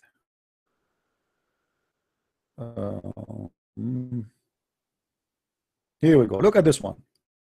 This hadith is more into detail. It's more scientific, let us say.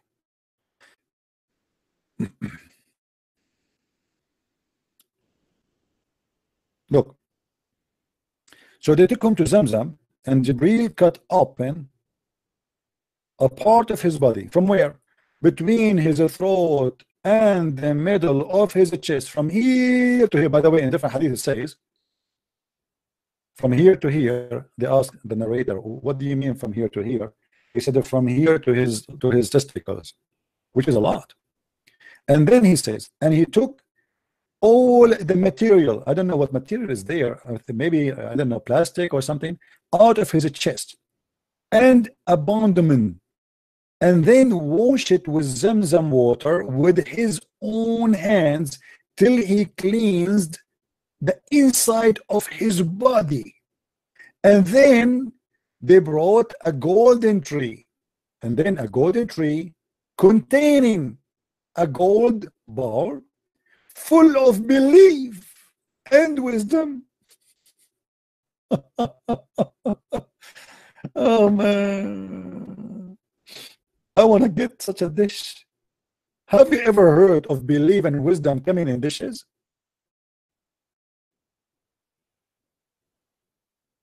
Muslims, do you really believe that faith and wisdom, they come in dishes?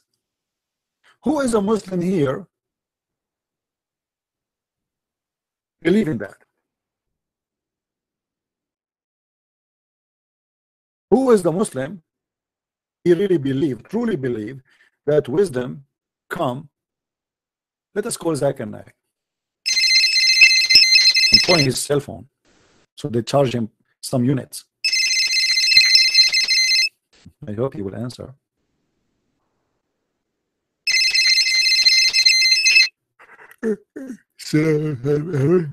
Assalamu alaikum.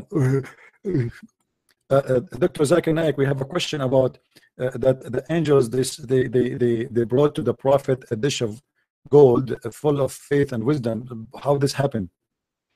Okay, first of all, I told you 1,000 times before, don't ever call me in the middle of the night. I have 4 wives and I have to satisfy them. I am required, not like you Christian, to have sex with them every day. Secondly, about the prophet, this is possible. God of Islam, he provide all with wisdom to the prophet, and he send them in desert. As an example, me myself, I know nothing about Islam. I invoked Allah, my God, and he sent me a desert with them, and this is why I'm very smart. Thank you very much. Muslims, you say to us that your God, if he wants something to be, he say be. So why he need to do a plastic surgery, sending 2 doctors, 3 angels, who they supposedly surgeon to cut the chest of the prophet? What about, what is the problem with Muhammad? Why they are doing that?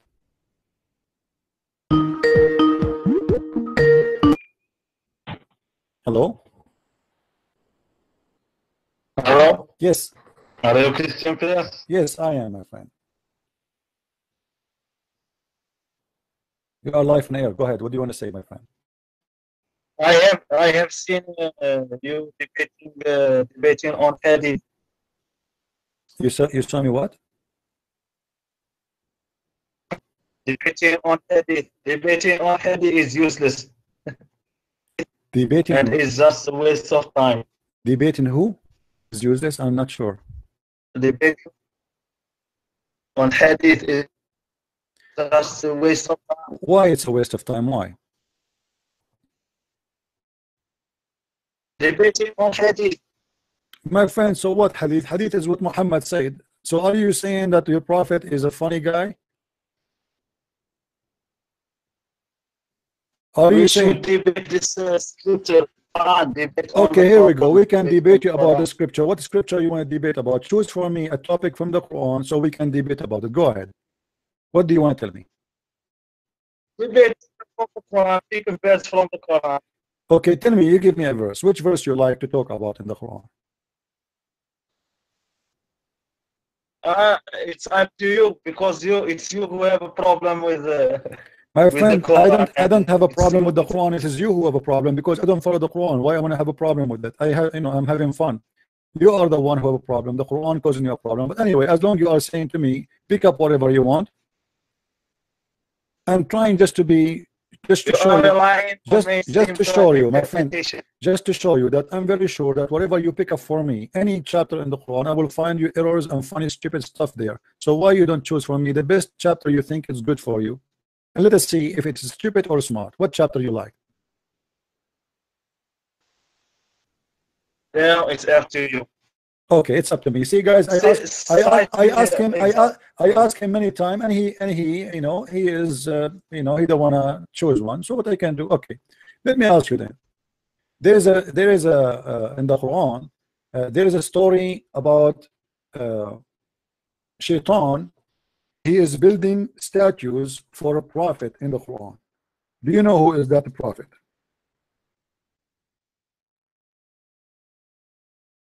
Prophet Sulaiman. Prophet Sulaiman. Okay. Okay. So why Sulaiman? Allah, he is ordering the devils to build for him tamathil, which is statues, when it is haram in Islam to have a statue. I don't. No, it's not wrong. It's not wrong. It's not haram in Islam to have a statue. It's not haram. It's not haram. No, worshipping them is haram. So you can have statues, but worshipping them is haram. So what the purpose of having statues? Why he was having statues? It's up for decoration. Oh, for decoration. Art. It's a work of an art. Okay, so guys, he said it's a decoration. So why your prophet? He said that the one who draw a picture, Allah will burn him and he will force him. He will stay in hellfire until Judgment Day for drawing that picture. That's bullshit. That's I agree. This is bullshit. I agree, guys. Did he say this is bullshit? Did he say this is bullshit? Yes, it's bullshit. So why? I don't believe in this fake hadith that came about to 200 after the Prophet death. My friend, how you know it is a fake hadith? Who told you it's a fake hadith? How you know? I mean, because the Quran doesn't forbid using statues. Okay, show me where in the Quran it says. Show me where in the Quran it says does not forbid you from using statues. Can you show me the verse? اجتنبوا الرجس من الأوثان. That is avoid the confusion. اجتنبوا الرجس من الأوثان. Is that Arabic? You are the one saying? Is that Arabic? Arabic. Are you a Moroccan? What are you? I'm an Algerian. Azari. Okay, this is not Arabic. I cannot understand the word. It sounds like a gibberish for me. My friend, where is the verse in the Quran that says that you can have statues? Can you show me?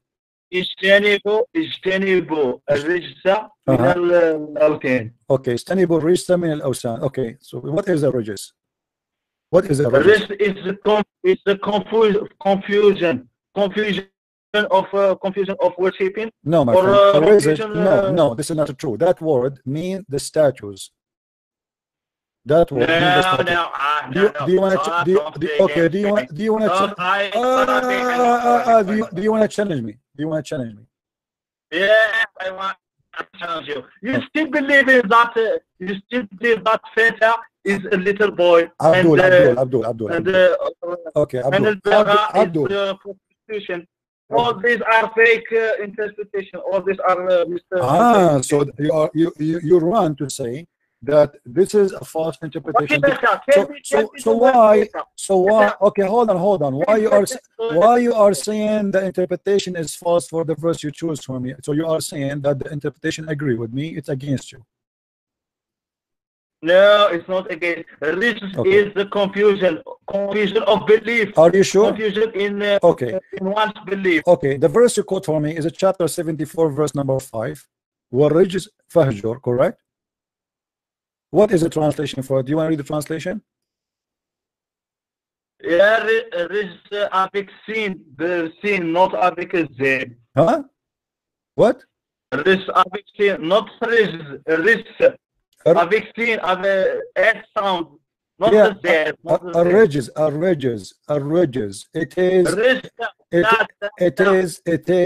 It is idol worshiping, my friend. Correct? Is a rijz. Is it an idol worshiping? Yes or no? Yes, but it's okay. So guys, okay. So why Allah saying to Muhammad, stay away from worshiping idols? If you don't worship idols, what was wrong? Why in this verse saying to him, stay away from worshiping idols? Why he said that to him? Was Muhammad worshiping idols? No, it's another word. It's a risk. It's another word. It's not a risk. My friend, what is not a rijz? What are you talking about? What this word mean? Is it? Do you want to read the interpretation for it? Can we go there? Do you want me to go there? I told you this is the confusion, it differs from context to context. What context to context? I'm asking you this verse, chapter 74, verse number 5. Is it about worshiping the idols? Yes or no? Chapter what? Tell me. Chapter 74, verse number 5. I will see. 74, verse yes, number 5. Verse number 5.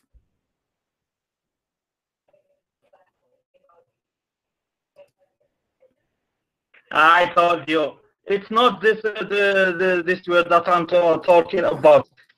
The difference is in the last letter. My friend, it doesn't matter. Okay, that one, what one? Let us focus on this one. Was your prophet worship? Focus on this. Abdul, was your prophet worshiping idols? Yes or no? No. Okay, so why he is saying to him, stay away from worshiping idols? No, it's not from worshiping idols. My friend, so why he's saying to him, stay away from worshiping idols if you don't worship idols anyway?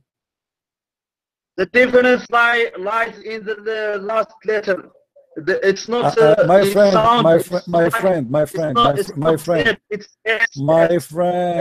hold on, take it easy. All right, do you read my screen? I'm showing you a screen in front of my eyes. Do you see a screen? Do you see a screen?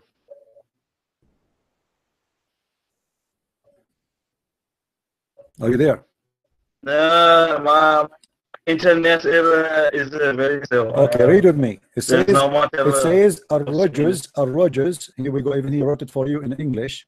Or idols. Do you see it?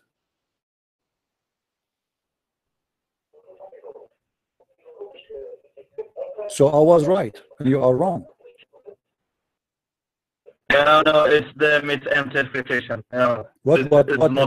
This is Ibn Kathir. Are you saying you know? Are you saying you know better than Ibn Kathir? Of course, it's not me. Of course, guys, did you hear it? Did you hear what he said? Did you hear what he said? Of course, you know better than Ibn Kathir. Of course. Okay. Who is the scholar? Who is the scholar? Hold on. Ibn Kathir obviously is an idiot for you. Who is the scholar agree with you? There are plenty of nude Reformers.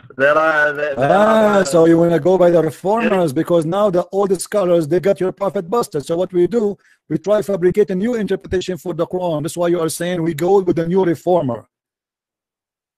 No. Nay. So you are saying to me that Ibn Kathir is a liar, right? No, it's not a liar. Nay. Abdul, I have no time for kids. Let your dad call me. When we debate in an academic way. When I show you, when I mention something, I prove it. And by the way, I don't agree with Ibn Kathir. I'm just using what they have in their books. They lie about the meaning, and their Quran is full of contradiction. How in one place you say that statues is haram, pictures is haram, a person who draw a picture, even Allah, he will brought the picture for him and he will say to him, okay, blow on it, breathe, so Allah, because he want him to create it, make it alive, this because this is how Allah supposedly, and this is even how Jesus in the Quran, he breathed into the mud, right, and he made it come in to be alive. So Allah will bring you in the judgment day and he will bring the picture you draw with your hand, and he will force you to breathe into it.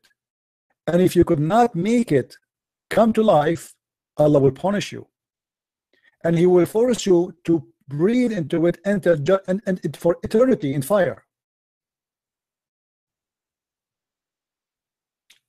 Do you see the hadith, guys? Read with me. Messenger said, he who painted a picture in the world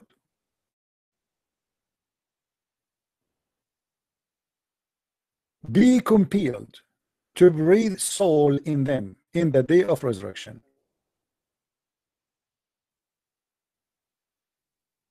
In different hadith, Muhammad, he said, speak more about what Allah, how Allah will torture those who make pictures. So which one is more bad in Islam, making a picture or having a statues? Obviously, statues are a lot more ugly.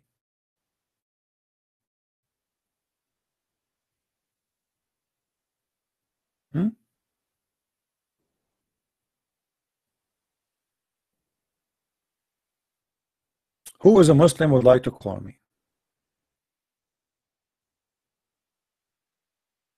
By the way, we have to admit that the Prophet sometimes he say a lot of wisdom. As an example, the story in front of us, where he said, don't he, a Muslim, he dare, how Muslim afraid that if he raise his head for Imam, Allah will head as a dome. And I find that this is very astonishing, full of wisdom, because it's proven by science today that there's a lot of donkeys can be found in Al-Qaeda mosque, as an example, or ISIS mosque.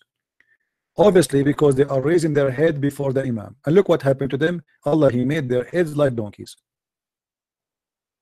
Is that wisdom? For those who are asking me to be nice, I cannot be nice. Sorry, you are in the wrong place. I'm debating the devil, and I cannot be nice with them. I'm not debating this Abdul. This guy is a victim. I don't debate Muslims. Christian Prince, I heard yeah, gay, and take it up. Okay, hold on, guys. Did this guy he is saying to me you are a gay? How Muslims you are speaking about gays when you're a prophet he was a gay, and I can prove it easy. Let us read together. You are the one who brought this topic. I'm sorry. Well, I am not a gay, but your prophet is, and the proof is here.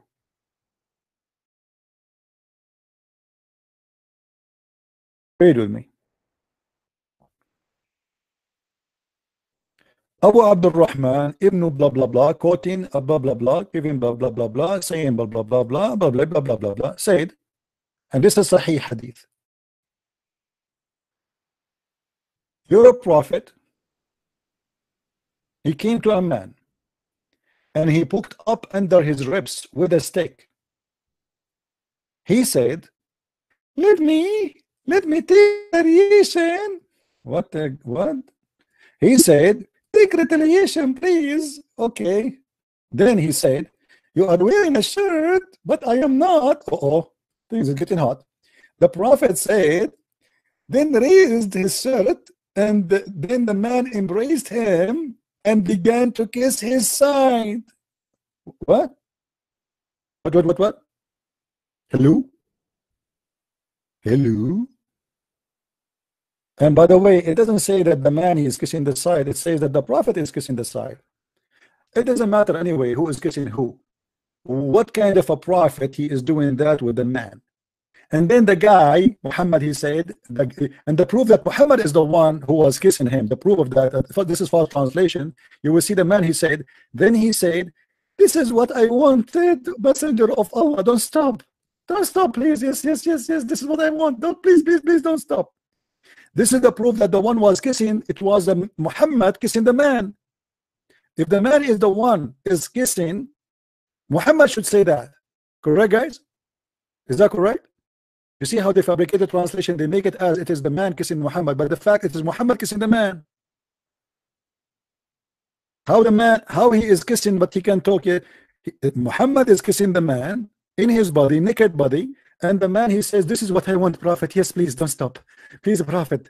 Alhamdulillah. This is Prophet, please, don't stop. They're right there. Allahu Akbar. Take a beer. You want to talk about gays? Should I show you more reference, my friend? Where is the Abdul who speak about gays? Should I show you the hadith where your prophet, he said, in the heaven there is bazaar where people, they buy and sell nothing except images of men and women? Let's find you the hadith. See what happened. The Muslims, they open a topic, but then right away when they open it, they feel sorry for mentioning that. I mean, don't do that with me. Anything you say is going, you will be taken accountable for what you say. Don't accuse. You see, the Muslims, they accuse us of things. It is their prophet who have it. Read with me, please.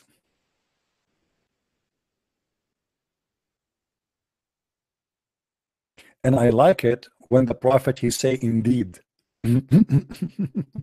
Indeed. Oh boy. All right. The prophet of Allah, the messenger of Allah, SAW. SAW mean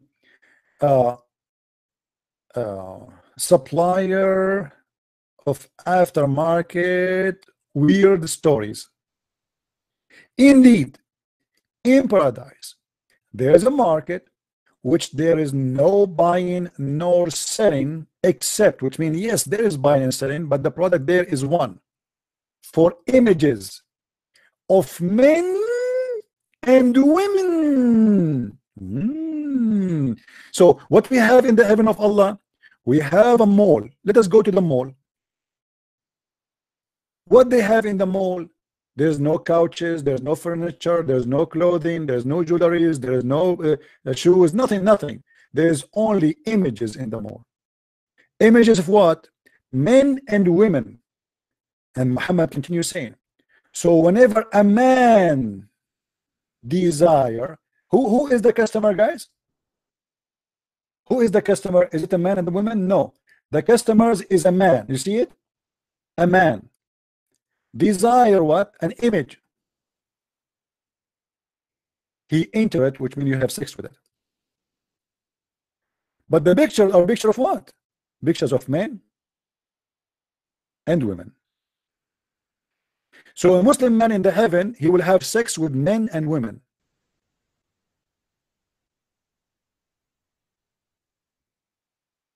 This is the first virtual sex ever. And you guys, you say that internet, sexual internet, blah blah blah. Just look at this. This is virtual. You see a picture, you jump inside the picture, you have sex whoever with inside the picture, regardless of they are men or women. Any picture you see, you jump inside it and you boom boom.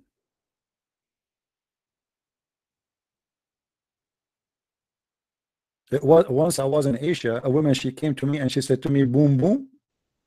I said to her back, boom boom. She said, okay, go, boom boom. So what? Where boom? What is that? Boom boom.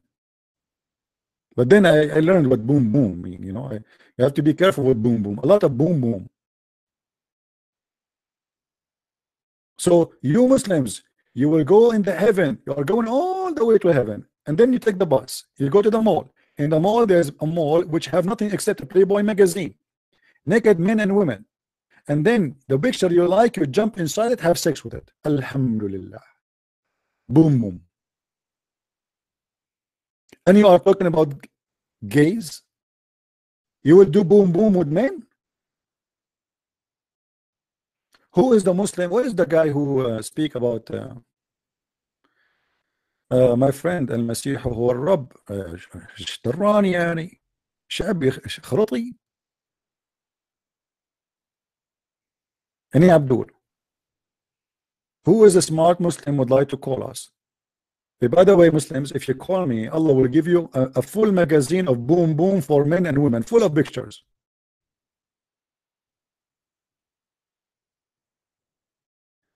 Where I want to take in Arabia about the New Testament. Where you live? Okay, my friend, what talking to me about the New Testament have to do where I live?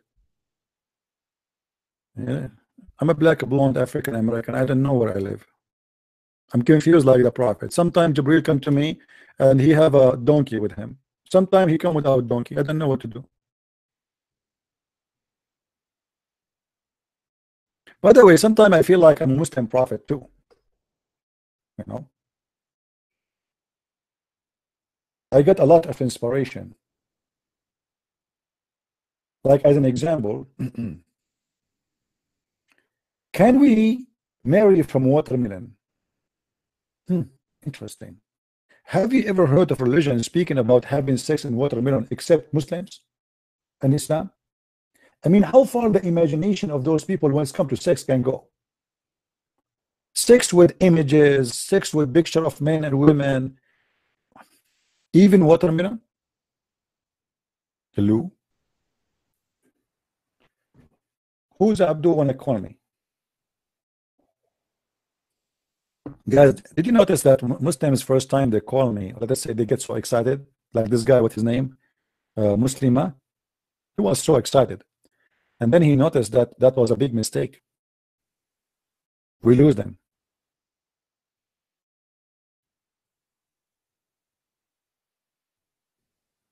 Any Muslim would like to call? Guys, be honest. Do you like what Christian friends do? What do you think? Are we doing good? I mean, do you like the way I do things? Take your attention before you tell me. I don't care if you like it or not. I mean, look how rude he is. Unbelievable, this guy. Why is asking us if he don't care anyway? Because I like to know. Thank you, my friend, for liking my work. Thank you for all the love, especially those who love me. You know, according to YouTube, 99% of those who watch my videos are male. I mean, how lucky I am. Why I am not Muhammad? Imagine I am the prophet of Allah and women are lined up in the front of my door. Who is this? We are women coming to you. CP, Allahu Akbar. We are going to say Shahada, submit ourselves to you. That's so beautiful. I mean, why I am not lucky like the Prophet Muhammad? Every morning you open your door. I mean, I will not even dare to open the door because they will flood the house. They will jump over me. Unbelievable.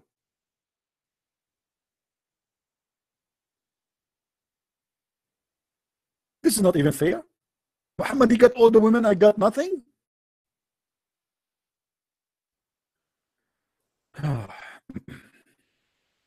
I love you all. Thank you very much.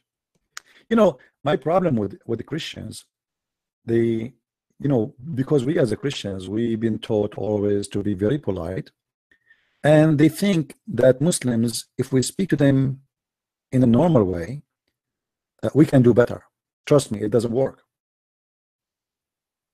It doesn't work. And I showed you that the Muslims, they believe in the Quran, and the Quran says that Christians being cursed by Allah and he made them nice. He made them nice to be humiliated So the Muslim, they believe that when you are nice, that's not because you are a good guy. That's not because Jesus, he taught you to be nice. Just because Allah, he cursed you. Are you getting the point? Not because of the good of God. Because it is the curse of Allah to make you nice to the point you accept to be humiliated. And this is the Quran in the front of your eyes. You believe in that? Chapter 3, verse number 12. Allah, he made a curse on us to the point we accept to be so nice to the point we will be humiliated with our kindness. And this is why the Abdul, they are desperate to debate someone. He is an American Christian priest or a minister, etc., because they knew he is going to be so kind, so wonderful, to the point we can throw stones at him, still he will not do any retaliation. That doesn't work with me, because I know if I practice that with them, that will make them believe that Allah is the one who made us nice to be humiliated. You cannot humiliate us Muslims. You cannot. We are the followers of the true God. We don't kiss the stones. We don't pray in front of the stones, and we don't go around the stones, and we don't worship a man. It's you who worship a man. The Muslim, they say to us, how you accept a man to be God? Well, you remember that he's a man, but you don't remember that he is the one who can resurrect people from death, and the Quran witness for that. You remember only that he's a man when you want, but you forget that he is the one who can tell you what you had in your houses, as the Quran said. You remember that he is just a man, but you don't remember that he's until now he's alive. He is the living God who can be alive for 2,000 years. And where? In heaven. Even in your stupid cult, Jesus the Christ is alive right now as we speak, and he can hear us from heaven. So you remember that he's a man when you want, and you forget the rest when you want. How can he be a man, yet he can be who he is now?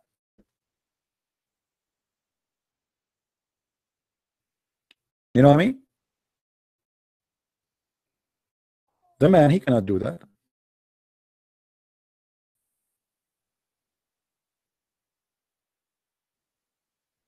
Abdul TV. Actually, the debate between Hijab and David, it was very good, because I have a link for you there. Go there, click at that link. This is one of many videos I will make to show you how stupid what Hijab, he said he just destroyed Islam. Just to show you how horrible this debate is. This debate is the most wonderful debate, not because of David Wood, but because you have the most stupid person to defend Islam. He just insulted the Prophet. And I will make videos, because you know the problem I have very short time. I'm spending too much time in live broadcast. But already I made 3 videos. They are in Facebook. And this video here, this is the last one I made yesterday after I finished. If you click at the info, you will see watch his comedy, this comedy, and then you click at the drive Google, download the video. You will see how stupid this Hijab by what he said. I will make you so proud about him. Every Muslim should be proud. You will see. Just watch it and see how stupid he is. Now who's next? And by the way, why you don't dare to call me?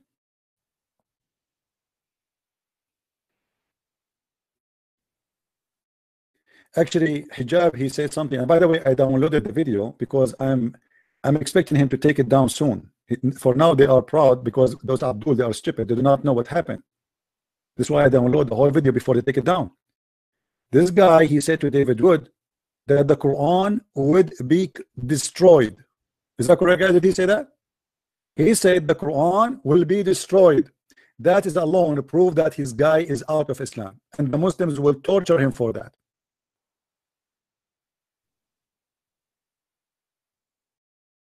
Who is a Muslim he dare to call us? Who is a Muslim agree with the Muhammad Hijab that for 4,000 years, and he was shaking his hand, for 4,000 years, not a single rabbi do break the command. 4,000 years, that means the Quran is a lie. That means Muhammad is a scam. He just admitted that his prophet is a liar. Who agree with Muhammad hijab? I challenge you to say I agree. Yesterday we got a caller and I showed him what hijab he said. He said I'm going to contact him to question him about that. Until now we got no answer. Who of you is going to question Muhammad hijab for saying such a stupid thing, accusing his prophet to be a liar? For 4,000 years, brother, 4,000 years, not a single rabbi.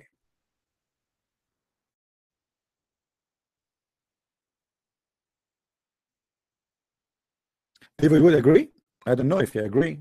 Well, if he agree, that means he's telling the truth, because not a single rabbi really worship another God. The problem here that Muhammad don't agree.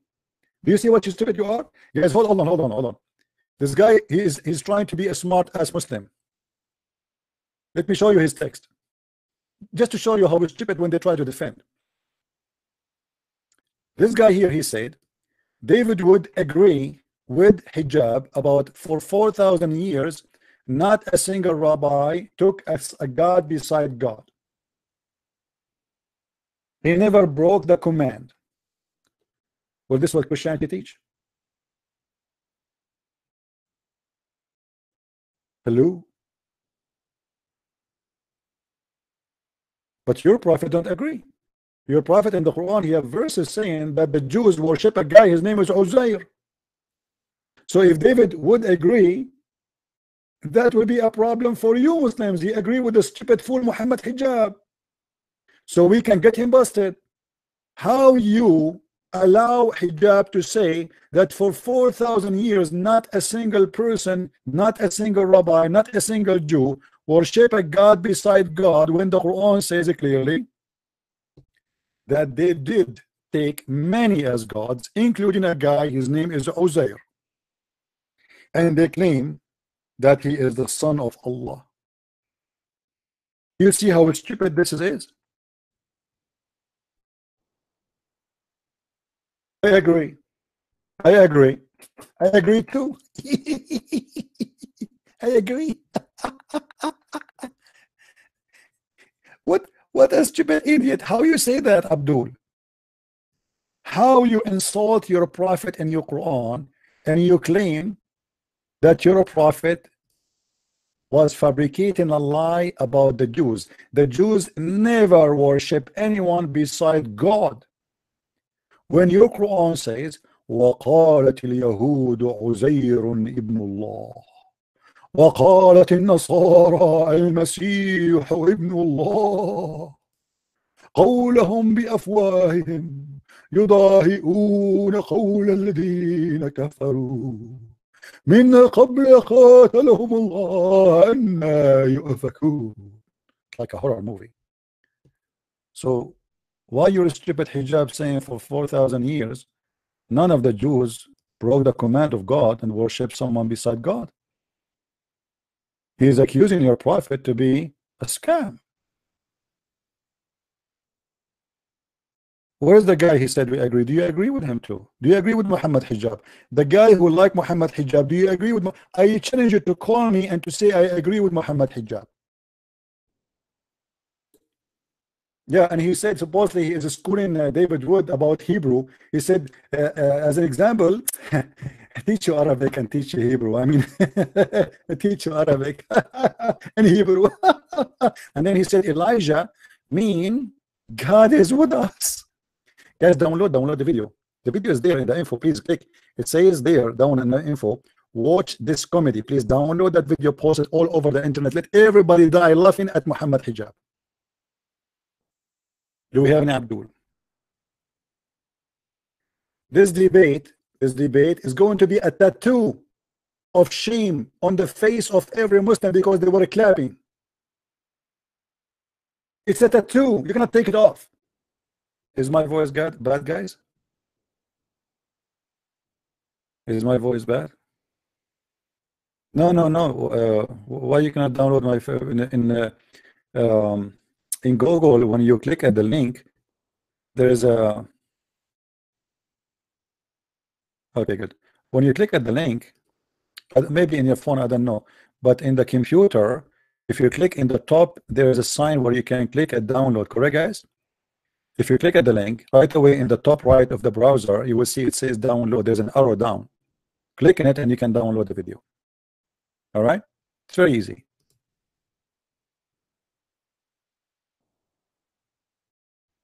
But I warn you, you will laugh a lot. Now, do we have any Abdul who would like to call us? Not in human sacrifice, they are better spirituality. That's false, Mr. Amin. You are a false person. Muslim, they believe in a human sacrifice and they don't believe in spirituality. There's nothing is spiritual in Islam. Even the heaven of Allah is not about the spirit, it's about your penis and your stomach. So you are a liar. Now I challenge you to call me and show me where you got this information that Muslims do not believe in a human sacrifice. Isn't it Allah, he says to them that Allah, he ordered you to go and do jihad and kill, you kill and you die. This is a human sacrifice. This is the biggest religion in the world who believe in a human sacrifice. In order to make Allah happy, we have to kill and we get killed. If this is not a human sacrifice for you, that means you are stupid. When a Muslim today in Melbourne in Australia, he take a knife and he started stabbing people, he's stabbing them for the sake of who? Correct, guys? He's stabbing them for the sake of who? For the sake of Allah. That is a human sacrifice. He stabbed more than 12 people. To do what? To make Allah happy. And you are telling me, you idiot, they don't believe in human sacrifice? We don't believe in a human sacrifice to forgive sin, you stupid. It is you who believe in that. I challenge you to show me where the Christians believe in a human sacrifice to forgive sin. Human sacrifice, you idiot. If we kill somebody, we believe if we kill somebody, God will forgive us. This is not what happened in Christianity. Is that correct, guys? Is that correct? Any one of you here, we believe that we sacrifice Jesus so we can be forgiven? Is that what happened? That is stupid of you to say. We don't believe in such a thing. Human sacrifice is a bunch of believers sacrifice a living person for the sake of forgiveness. We did not kill Jesus. We did not ask him to be killed. We did not ask him to die, and we did not ask for his death. So you are a liar. So what if he die? If I say I sacrifice myself to defend you, that does not mean me doing a human sacrifice, you idiot. Obviously, you do not know what a human sacrifice. And we as a Christian, when we say we are forgiven because of Jesus, not because he is sacrificing himself to save us, but because he came to us and he did all what he to prove to us how much he loves us. But the salvation will happen if we believe in him. Jesus said, not everyone says to me, Lord, Lord, will enter the kingdom of my Father, but the one who do his will. Which means, okay, he died on the cross, but still we are not saved. They killed him. They shed his blood, still we are not saved. Unless we do his will. So you are a liar and you are a hypocrite, and you don't dare to call me. Well, you are a coward. You don't dare to call me and show me where in my core doctrine it says that we believe in a human sacrifice. You are a coward. If you search right now in Google, what is a human sacrifice, you will see it's a group of believers who sacrifice somebody in order to be forgiven. None of the believers sacrifice Jesus. Jesus said, nobody take myself from me, but I lay down myself. Is that correct, guys? Did Jesus say that? Nobody take it from me. I lay down myself.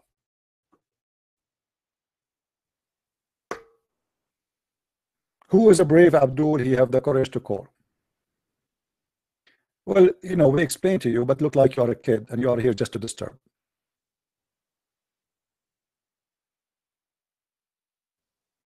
This is why you keep asking me where you live for the last hour, because you are Abdul and you are a coward. Same time, let me show you what the Quran says about sacrifice. The Quran used the word qurban, which is an Aramaic word. Why the Quran using qurban? You will notice that this guy, he claimed that they don't human sacrifice. What is a human sacrifice? Is you sacrificing a human being. Okay, let me show you. He claimed to be a Jew, this guy. Muslims, the Christian, follow my story. God, he asked Abraham to sacrifice his son. Is that correct? And the Jewish and the Christians, the three believe that God asked Abraham to sacrifice his son. So when you say you don't believe in human sacrifice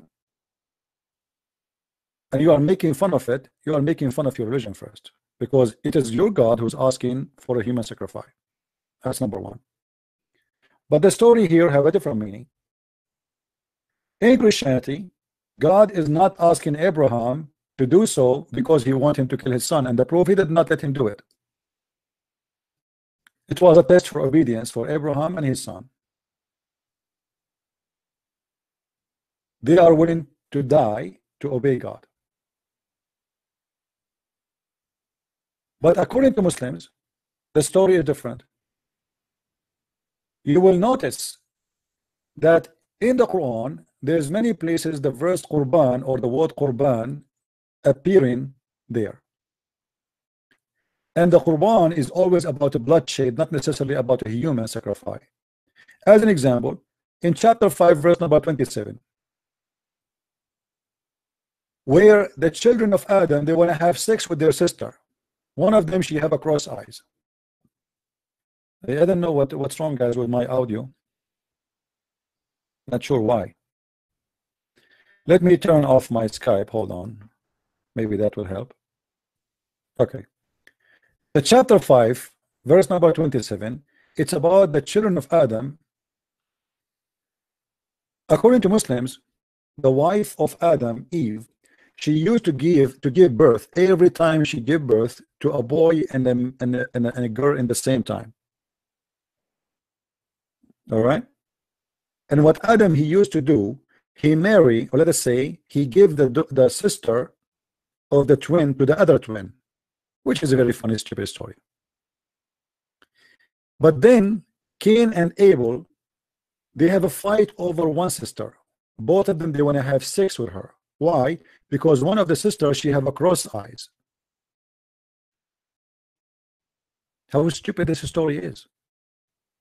Two brothers are having a fight over a sister because one of them, she have a cross eyes and nobody want to have sex with her. If there's any Muslim tell us what's happening. So Allah, he told Adam to tell his children to give a sacrifice. One of them, he gave a sacrifice which was a ram, and the other one, he gave sacrifice as zucchini. Allah, he accepted the ram and he ate it, and he refused the zucchini. Any Muslim have an objection? Any Muslim has an objection? Hello?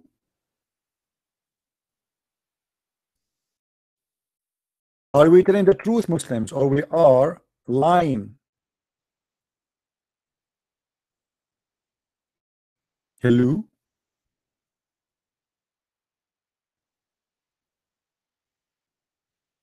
Who is a Muslim who is willing to call us? Chapter 5, verse number 27. Anyone? Two brothers are fighting over their sister, and both they don't want to have sex with the one. She have a cross eyes. And the solution is to give sacrifice. And the one Allah, he eat his dish is the one who can take the one she have fine eyes. I mean, this is too much. Must be true. Who of you want to have a wife she have a cross eyes? No way, brother. What's wrong with the woman she have a cross eyes? I mean, what's his fault? What kind of a story is? Any Abdul? Hello? And for sure, the Bible, he forbid that. And there's verses in the Bible speaking about to forbid sacrificing your sons and your daughters.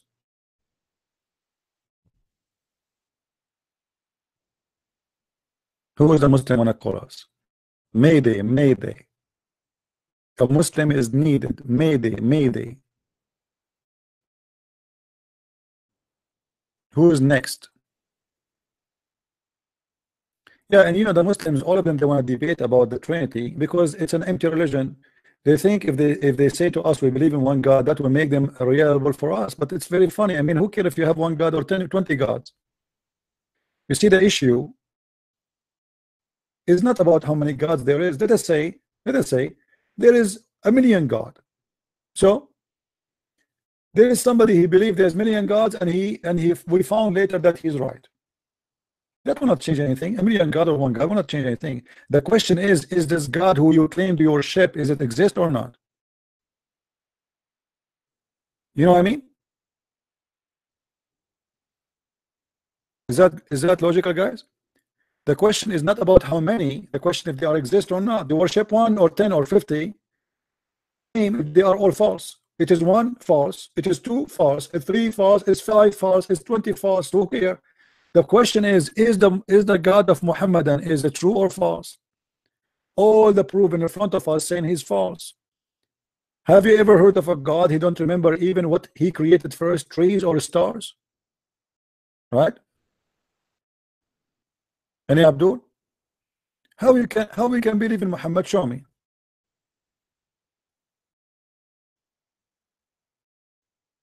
You tell me how. So you are obsessed with repeating yourself, we worship one God, one God. We worship one God. The Jews worship one God. So the old Egyptian worship one God. There's many religions. There is right now a church. It's called the Church of Satan in San Francisco. They worship the devil, and he is one God for them. So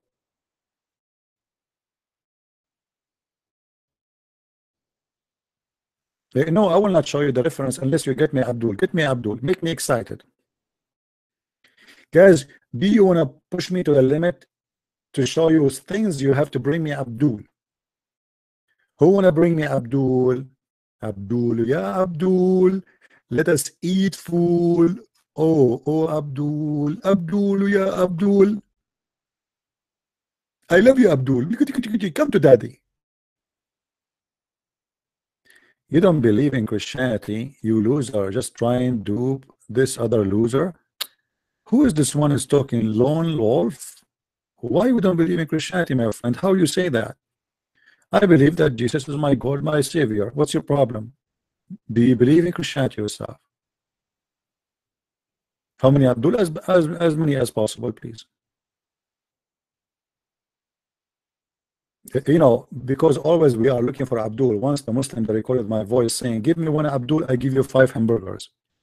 So I went in a chat room in Patung. The Muslim, they said to me, hey Christian Prince, listen, we know how you convert people out of Islam. I said in text, how? And they play my voice saying, give me one Abdul, I will give you 5 hamburgers. What? I convert Muslims because I give them 5 hamburgers? Them really believe in that? And then they give them money. They're trying to make fun of me.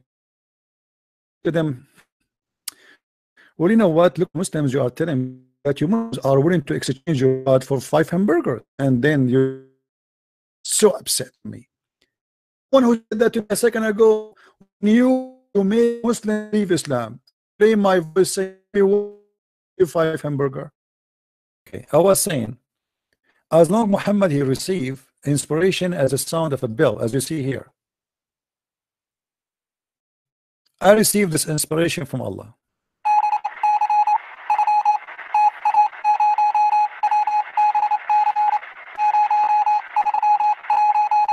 Okay, this is Morse code. We can translate that into words. How Muhammad translate the sound of the bell into Arabic? Any Muslim can tell us?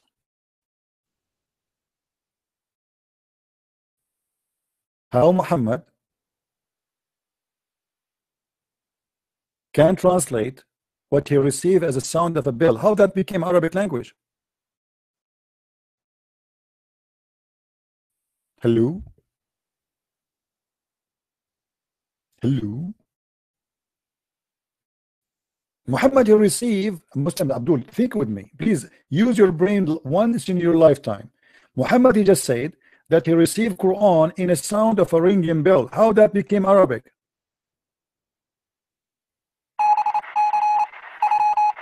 KGB, do you hear me? KGB, yes, CIA, yes, I hear you. Bravo, bravo. Delta. What is that? Muhammad, you received inspiration as a ring of a bell. Why? Obviously, this guy, he's suffering from mental illness. This is called seizure. Hearing voices, annoying, destroying your brain.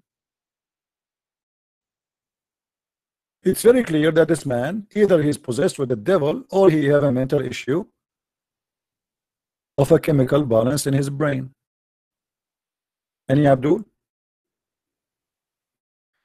Anyway, guys, did we have enough for today? Guys, do you want to stay more? Because look like today the internet is bad and the voice is bad. YouTube is acting bad, so I'm not sure what's the problem with YouTube today. Abdul, do you miss me? Do you? Do you love me? Do you? Do you hate me? Do you? Do you? Yes, I do. Now the Muslims are answering. Yes, we do. We do hate you a lot. We do. We want to find you. Yes, we do. Yes, we do. Can you tell us, please, where are you? We are desperate to find you. For the sake of the leg of Allah, who are you? And then Christian Prince, he say back, do you love me? Do you? Do you hate me? Do you? Do you go crazy because of me? Do you? Do you? And then the Muslim, they say, yes, we do. Should we continue until tomorrow? We need the Muslim to call us. Hold on. I forgot that my Skype is off. I turn it off so we can hear better. Hold on. Let me turn it back on. I hope the voice is better now.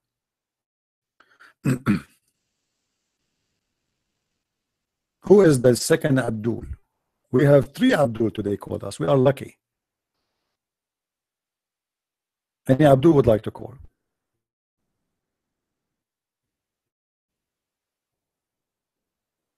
I need what? Some rest. Yeah, I need some rest. Actually, my eyes hurting me. Too much looking at the computer.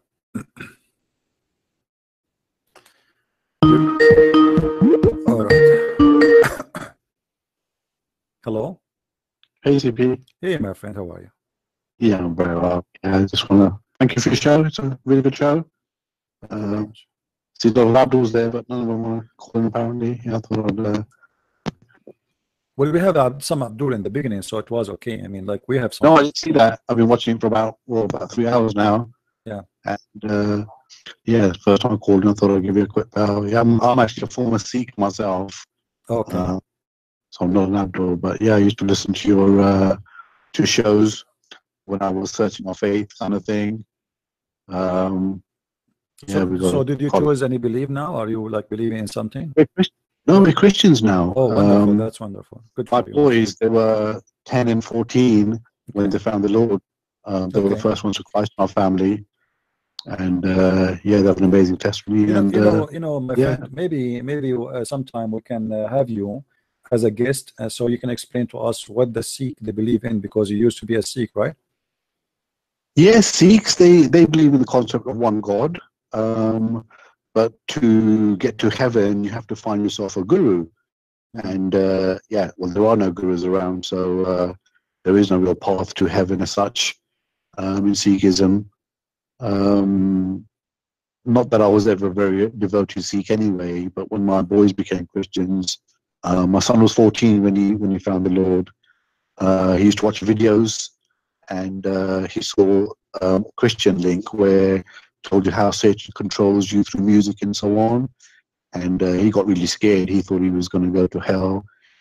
He came home, and so this was like a period of about a week. And he came home and he prayed. The videos showed you the sinner's prayer at the end of it. He said the sinner's prayer, and he felt the Holy Spirit, and all his fear had gone. And he went through a phase of about 3 months where he would pray to our Sikh gods. And he said, whenever you pray to Sikh gods, it was like just talking to yourself.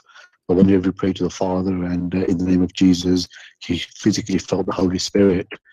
And he kept it secret for about a year. Didn't tell anybody. But then, you know, when you find Christ, you want to share with everybody. So he shared with his younger brother. Well, he said to his younger brother, "Can I pray for you?" And his younger brother said, "Okay." He was 10 at the time, the younger brother. And he said, "Father," he said, if I tell my brother I've become a Christian, he's going to grasp me up and tell my parents, get me into trouble. Will you show him something that will convince him that you're real? And he said, "Father, show him heaven." And a couple of minutes later, he said, "Rohit, are you awake?" And Rohit said, "Bro, don't touch me, I'm in heaven." And he describes how he saw heaven. He saw the golden steps, went to the top, saw the gates of heaven. He met Jesus Christ, and Jesus Christ took him by the hand, showed him around heaven. And he says, when you talk to Jesus Christ, you don't talk with your mouth. It's just all telepathic. You know what he's saying, and vice versa. And he saw the well of souls. And his brother was just blown by it. 2 days later, he prayed for him again, and he saw heaven a second time. He saw a lot more this time. He describes it as the castle of God. He saw it in a third-person view, in walking into the castle. And he said, when you see the Father, you can only see like waist down. The top of it is just light. You cannot see the Father like that. He says he saw the well of souls. He saw angels. And then about a week later, they came down and they said, "Pa, we've got something to share with you. We've become Christians." And I thought, wow, how did that come about? So they told me the testimony. And to cut a long story short, I started looking into Christianity myself. And I knew quite a bit about the Roman Empire and about Jesus, but I didn't know why Jesus Christ died on the cross. I didn't understand that concept. And I started looking more into it. And just before that, before they had told me about that, I was looking into Satanism and, you know, why they believe in Satan so much. So I knew that these people believe in Satan, there must be a God as well. And it's like the Lord was working on me all this time. And, you know, to cut a long story short, I started reading the Bible. I started praying to the Father. And I found it very hard because in Sikhism, we don't have that concept, we just have God. So I knew there was a God. So I just used to pray to the Father only. And one day I just said, "Lord Jesus Christ, you know, I believe you died on the cross for me. And, you know, if you are God, or if I need you to connect with God, you know, come into my life as well and show me." And I just woke up the next day and I said, it's like fire inside of me. I just had to go to church. You know, there's something telling me you have to start going to church. And I told my wife, and she was like, "Nah, you're not going to go to church. You don't get up before 12 o'clock. So we left it that week. And we went the following week. And yeah, we've all been baptized now, the whole family. And we're strong believers in Jesus Christ. And bless the Lord, he's given us all, you know, different gifts. My wife, she has some amazing dreams that she sees things before they've even happened.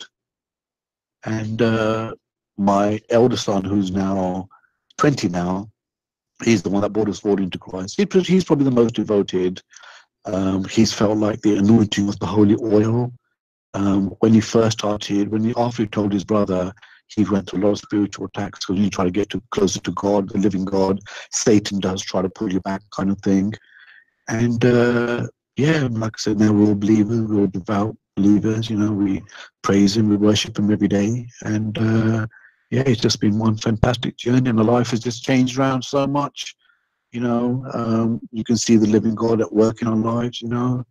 And yeah, I just can't thank the Lord enough for pulling us out of darkness and shining his beautiful light on us, you know. Well, I mean to that, my friend, I'm so happy for you and for your family, and thank you very much for sharing with us your experience. And this is a very interesting story, because I don't remember really I spoke to anyone before he was a Sikh, from the Sikh belief. So this is very interesting, and you know, I will be happy to hear from you, and maybe in the future you can help more to understand what the Sikh believe, and maybe we can invite through you some of the Sikh who they can listen, and if they have questions about Christianity, we'll be happy to answer them. Sure. I mean, we live in the UK, and there's a lot of Sikhs that are converting to Christianity. You know, the Holy Spirit is really moving through the Sikh community as well. We know a lot of Sikhs that have converted to Christianity, and they all have amazing testimonies. You know, we know the Spirit is moving in the Middle East, because you can see thousands and thousands of testimonies on YouTube where Jesus Christ himself has actually visited Muslims. But yeah, in the UK, we find that a lot of Sikhs are starting to convert as well. The churches are in South, or where most of the Sikhs are, the churches are just full of Sikhs and Hindus. And yeah, the Lord is just mightily at work. He really is mightily at work. Amen, my friend. Thank you very much for calling me, and feel free to call me anytime you wish. I will do. Thank you, sir. Thank you. Take care. Get the best. Cheers. Bye-bye. And say our greet to your son. You know, look like sound. He's like a lovely person to listen to too.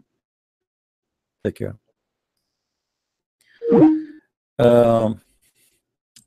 Beautiful story. You know, the Lord always, he don't leave himself without witnesses. He do not need a prophet who hear the sound of a bell and the stones talk to him, say to him, Assalamu alaikum.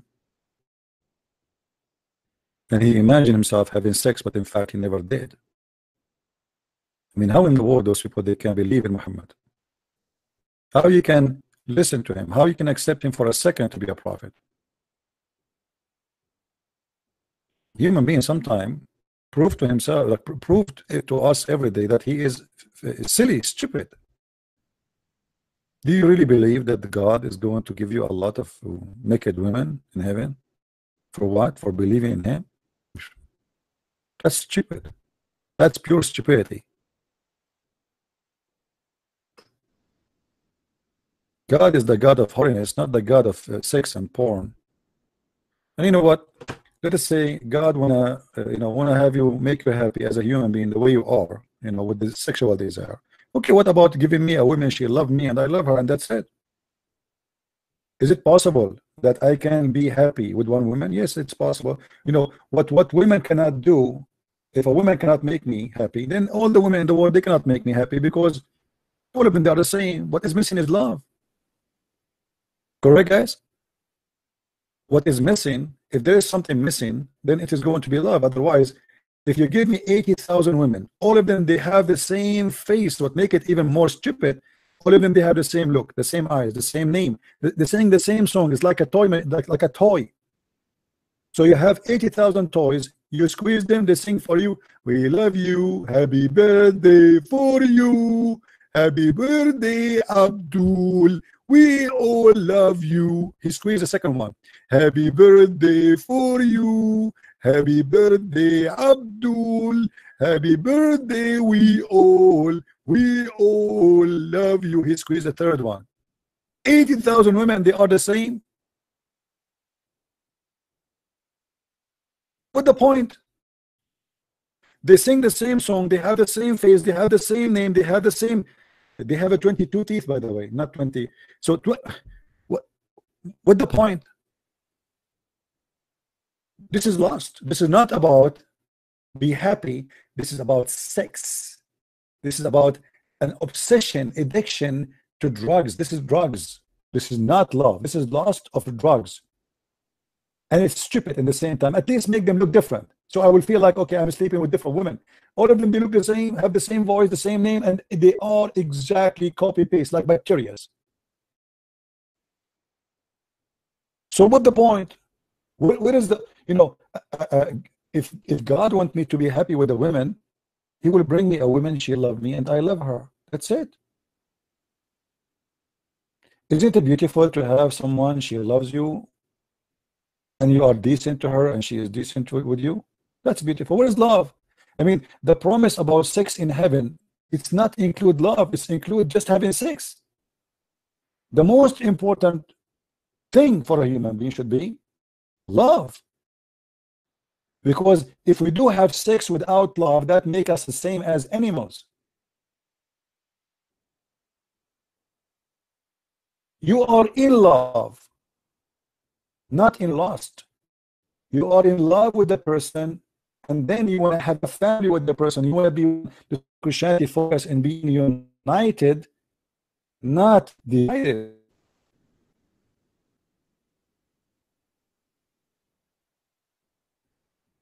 One satisfy me, but cannot satisfy me.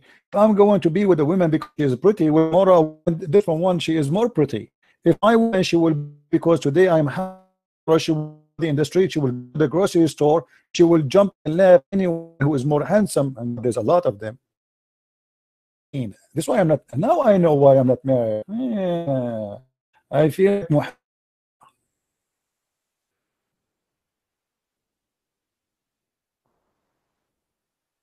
Islam does not teach you decency.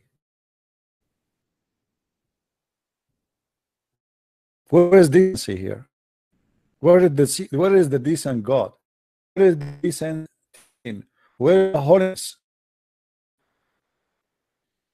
A lot of sex. Never.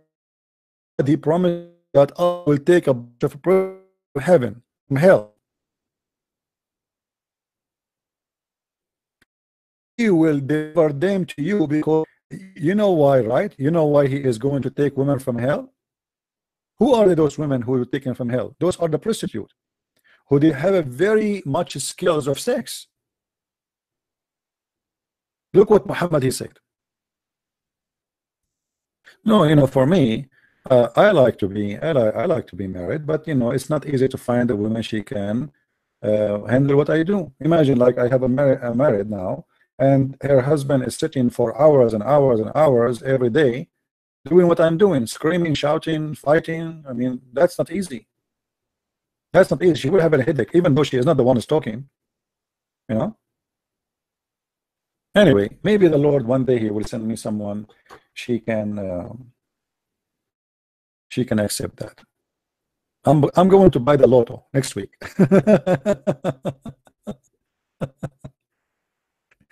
You know, if you have my book, by the way, did you see in the book where it says that in the heaven of Allah you open a fig and inside the fig you find a woman? Who of you have my book, Six and Allah? How many of you have my book, Six and Allah? Imagine you open a watermelon, and inside the watermelon there's a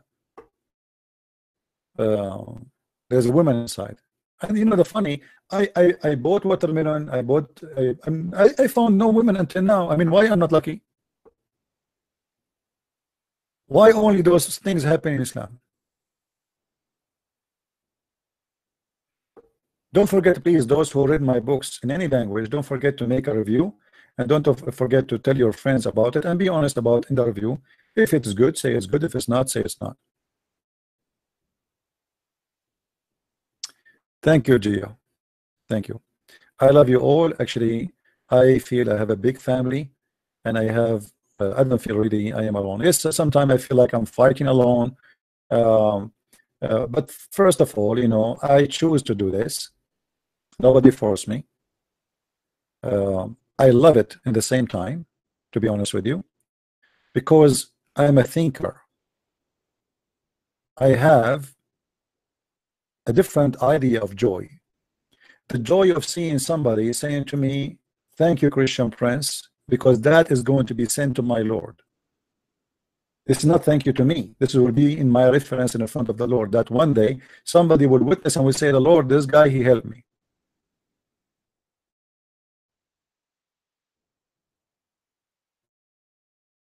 I'm building up my resume. So one day when I meet my Lord, my resume will be good.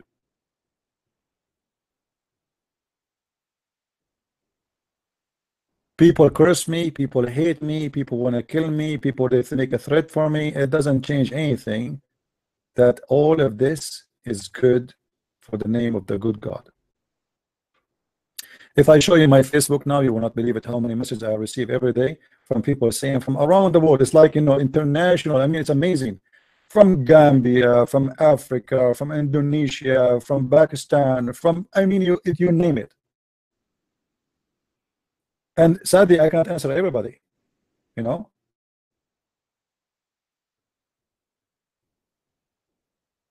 And this is why, you know, for us, we should remember that don't ever think that because you are just one person, you cannot change the world. You can change the world. You can share the truth.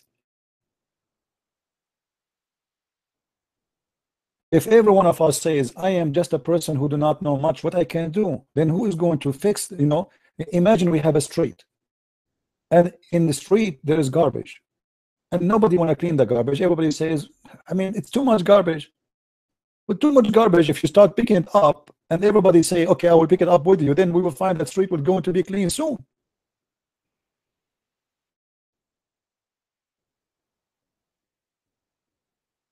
All right? Just a warning for people in the chat. Here in my chat here, I don't accept anyone to say to me, we Catholic, we Protestant, we Orthodox, we pray for you. My friend, I don't care if you are a Catholic or Protestant or Orthodox, unless you are being a devilish person trying to divide the people. We are Christians who believe in Jesus. I don't care for what church you go to. I care for what you believe. You are a Catholic, you are a Protestant, you are Orthodox, this is your business. The Messiah will be happy if you follow him, not to follow a name, have nothing to do with him. All those names have nothing to do with Jesus. What I meant, that we are follower of Jesus regardless of the church name we go to. It's just a name, mean nothing really. What is important is what is inside the belief, not inside the building. You can go to a church, it's called the Church of, you know, Love, the Church of Spring, the church, name it whatever you want. Who cares what you want to name it? You know, what is important is what those people believe in. Not everyone says to me, Lord, Lord, will enter the kingdom of my Father, but the one who do his will. Remember this phrase from the Bible, it's very important. Well, name of a church will not save you. It's your faith who will save you. This is what Jesus said. Follow Jesus, my friend. Don't follow a priest.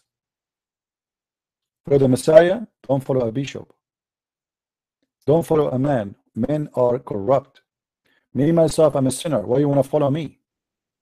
I do my best to be as best as I can. But who said I am not a sinner?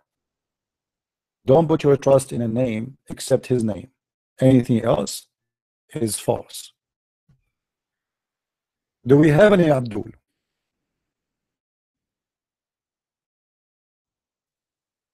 Do we have any Abdul?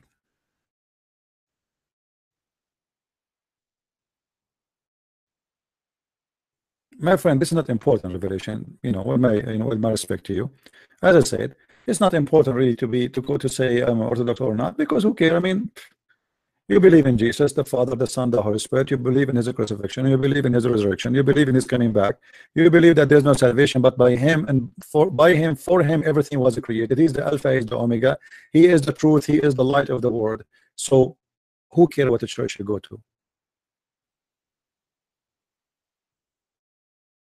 Here we go. We have a brother there. His name Acts. He is saying, I am an ex-Abdul. Good for you. Happy for you, my friend. You see, you can be a person who can call himself a Christian if you do something as a Christian. If you don't do that, you are no Christian. Christians is the one who do what Christians do. Jesus, he said, if you are of Abraham, you do what your father Abraham do. Is that correct? If you are of Abraham, you claim that you are from Abraham, do what Abraham do then. So you don't claim that you belong to Jesus when you don't do what Jesus do. Do you help somebody? He's a neighbor. He's old. Hello. Hello. Hey, my friend. How are you? I'm fine, thank you, brother. How are you? Look like today Well, our today, internet is really horrible. Today the internet is a little bit down. Maybe it's YouTube, but we really thank God for you. We're praying for you. I just wanted to encourage you, you know, that there are millions of people that are praying with you and trusting God for the work. It is the Lord, as you said, it is the Lord's work, and he will fulfill the desires of your heart too, even in regard to issues you have not mentioned. My prayer is that the Lord will meet you at that very point of need. Sometimes He understands our needs more than we do.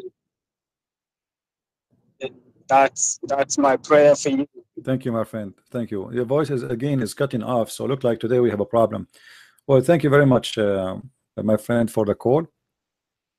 And we pray all of us to each other. May the Lord bless everybody. And the most important thing is that no matter what you do, still you have to feel humble, and you have to feel that you did nothing yet. And honest to God, when I do not do broadcast, which means to refute Islam, I feel guilty. I feel truly guilty after all the thousands and thousands and thousands of videos. God knows how many I did, how many years I spent in my life. Still I feel guilty if I don't do it. Yeah, CP, I just wanted to encourage you for one thing, that I've been, since I came to know the Lord, I've been working with the church among Muslims, and I had the same trouble in asking the Lord, you know, in terms of life, will I ever settle down? But this past year, this April, I just got wedded, and I know in the Lord's own timing, wow, things will happen. So hang in there, keep doing what you're doing. The Lord knows. And by the way, CP, about the women that will come from hell for Allah, for Muslims. Isn't that very funny? I mean, it doesn't make sense. Yeah, well, we will try to answer that, and I have somebody. Yeah, I know. That is grace actually, to insult to a woman, insult to God too, because you know, God don't judge you by gender. God judge you by your act, and have nothing to do with gender. And there's people who they are good and bad from both gender, and being good or bad nothing to do with gender. Actually, women, they can be a lot more merciful, more harmful and violent from men. So why they will be in hell? I mean, it doesn't make sense. That's all doesn't make sense. I'm going to ask somebody in text asking about the Trinity. So thank you, my friend, for calling. Yeah, really God bless you. God bless you, and have a good evening. Take care, my friend. All right. One of you said to me here, confused gaming, CP, please explain what is a Trinity, since many Christians seem confused. You still haven't answered me with regarding debating in person yesterday. You put me time out for asking what do you fear. My friend, first of all, I don't debate in person for a very simple reason. Just last week I went to Texas. I spent almost $1,000 to go there. I'm not a rich man. Same time, why I want to do it in person? What is the purpose of that? If you cannot do it here is better than a person. Here I'm showing you in the screen. We see the reference together. People, they gather around us and they can hear us perfectly. It's perfect. What in person mean? What do you mean in person? Why you want to do it in person? What does that mean? If you have a question, call me. If you cannot do it in the internet, it's mean you cannot do it. Is that a Muslim, Mr. Fusion? Infusion, are you a Muslim? Infused gaming, are you a Muslim? I'm asking you. You go to or no? It's better you in person. For me, it's this. You like it? You're the one who's coming. Conditions. I always hear. I'm a from here. To me, God knows who's talking from Africa. The internet giving me opportunity to be in a house. This is important. You and me in the coffee shop. For me, it's better to speak. Hundreds of people speaking to person. Same time, all the voices in back in. Because I'm going to Disturb. I will see if I can.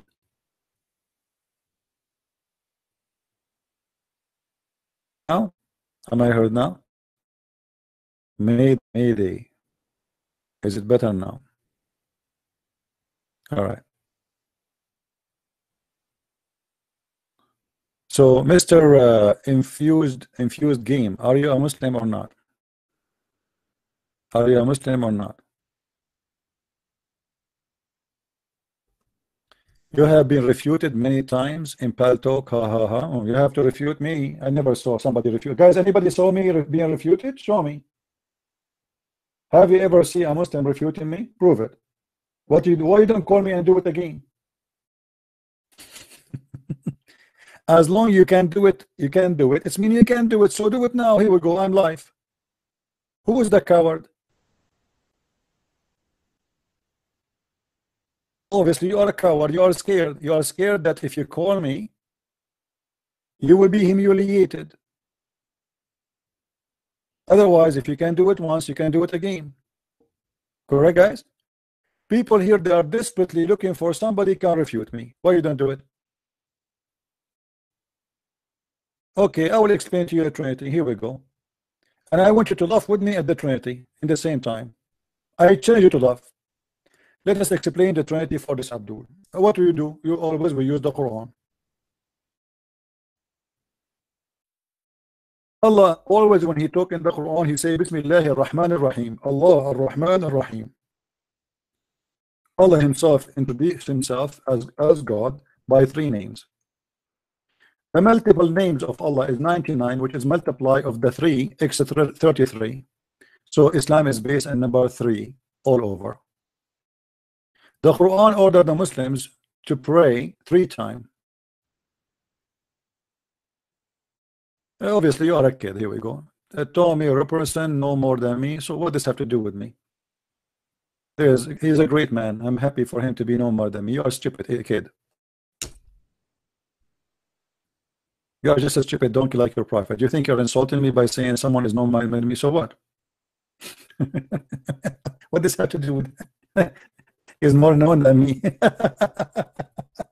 Okay, so what does this guy have to do with our topic? You are asking me, you idiot, to speak about the Trinity, and now you are talking about Robinson. This is why those people they have a demon in their head. He's trying to make you upset. You see the strategy of the devil, how stupid he is. He's like a silly monkey jumping from place to place, trying to make you upset. You are not famous like Robinson. Tony Robinson is more famous than you. He's more famous. Okay. La, la, la, la, la, la, la. My friend, Mr. Robinson, I really appreciate this man. He doesn't debate Muslims. He's like he's taking an act to protect his country. For me, I am here to defend the Muslims and to bring them to the truth. Now let me show you, Abdul, how you Muslims should believe in the Trinity, because your stupid God in the Quran, he confirmed it. Chapter 4 verse 171, and I taught all the Christians how to show the Muslims from the Quran that the Quran confirming the Trinity, do not deny. The same verse which deny the Trinity is the same verse confirm the Trinity. This is how stupid the author of the Quran is. How you say to them there's no Trinity in the same verse, yet in the same verse you confirm that the 3 is in 1 and 1 is in 3. Read with me carefully, Abdul, and laugh at your God. Your God, he said, who is your God? Supposedly Allah. He said, speaking about Isa, who is the Isa? Supposedly Jesus. The Muslim, they translate in Jesus, but the fact the Quran never says Jesus, he says Isa. So Isa, the Christ, as you see here, is what? He is a messenger. Okay, that is the man. In the same time, he is the word. The word of who? The word of God. In the same time, he is a spirit proceeding from him. From whom? Who? Him who? God. So Jesus the Messiah is the word, is a man, is the word of God, is the man, is the spirit. 1 by the 3. So how you stupid, you say I cannot understand the Trinity when your God himself explained it to you?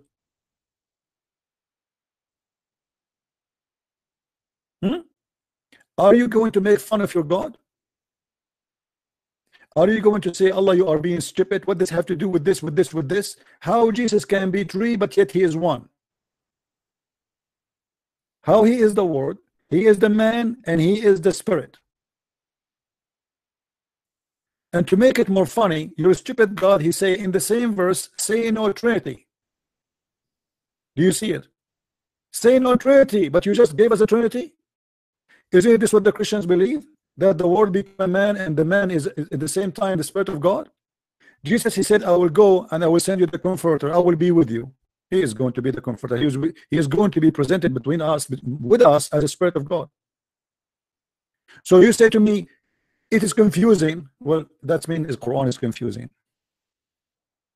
Jesus is 3 in 1. How you can be 3 in 1 in the same time?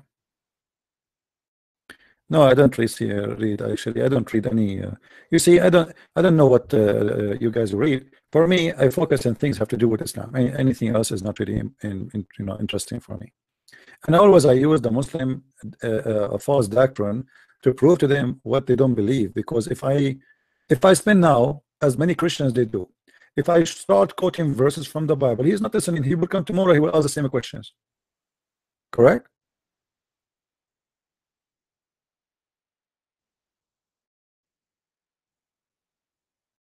Right? Okay. Peter, he changed his name and he came back with a different name. The devil, he changed his uniform. Do we have any Abdul? So is the Trinity now clear? It is explained in your book. Your God confirm it. And speaking about Jesus in person, thank you, God. So you always we say that God don't leave himself without witnesses. In the book of the Quran, God himself to us.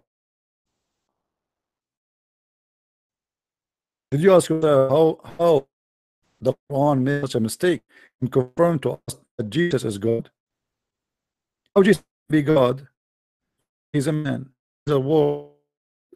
Be all of those. Why Muhammad of God, the Spirit of the message? Why he's the message of God? And in Muslim can. Why Abraham not the word of God, the Spirit of God? Jesus is alive and everybody is dead.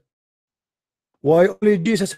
I mean, for me is not unique about Jesus in your. The Muslims say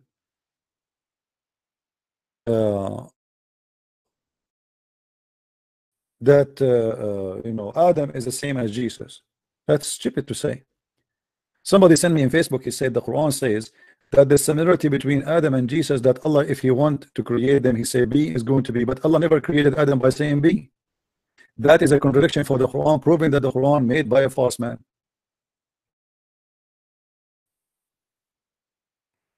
Okay guys, because the voice is bad, so today we are going to stop here, hoping maybe tomorrow, I hope so, that things will be better. All right? Am I heard?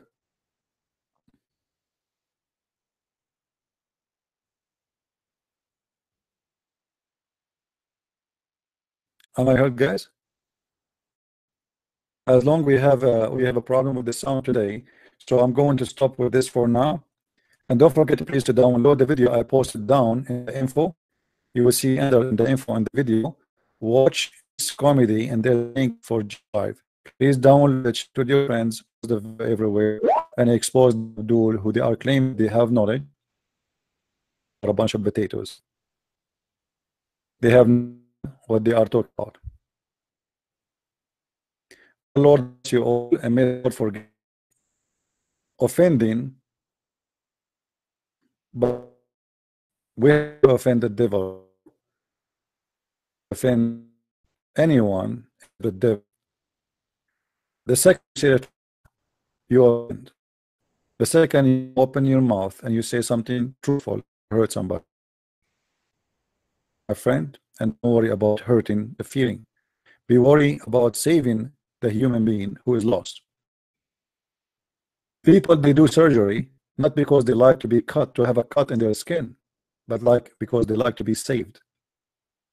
People, they allow a doctor to cut their chest and work in their heart, risking big risk, hoping that you will be saved and live. If we have to do a surgery, we have to do the surgery. And when we see somebody is sick, we should be Christians and we should help the sick.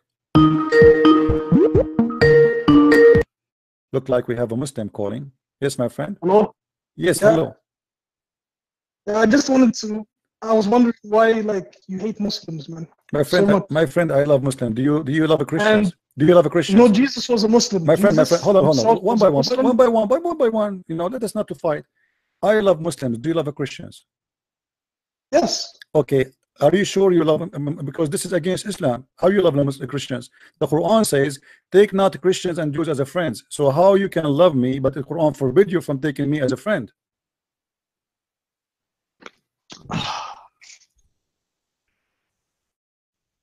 I'm listening. How you are? How he hang up? See how you put him in the spot right away?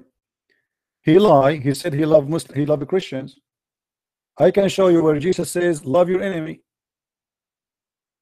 Anyone he think even he's my enemy, I love him.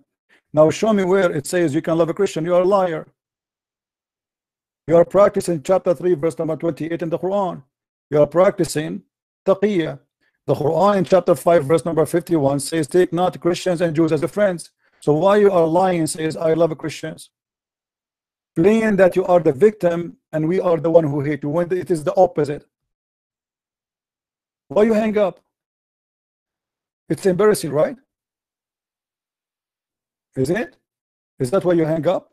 Because you got busted right away? You thought you can handle it for more than 30 seconds? I mean, I don't know if I can really. Maybe I'm knocking down the Muslims so fast, I should wait a little bit. Why you lie to me? You say you love the Christians. Show me where it says you love the Christians. You cannot even take a friend who is your father. In chapter 9 verse number 23 it says, take not your fathers and your brothers as friends if they are not Muslims. Even your father, the one who slept with your mother, the one who made you come to earth, the one who made your mother pregnant, even that you cannot be a friend to him. They play victims to bring tears in your eyes. Oh, Christian Prince, he hate Muslims. We don't hate Muslims. We will never hate Muslims. We are fighting the hate of Islam. We are fighting it by the love of Jesus and by the truth. If you are honest, the one who called me, be honest with yourself. Is that what the Quran is saying, or I am lying that you cannot love me? They try to brand you with hate in order to make people not listen to you. They fabricate lies about you so people will not listen to you.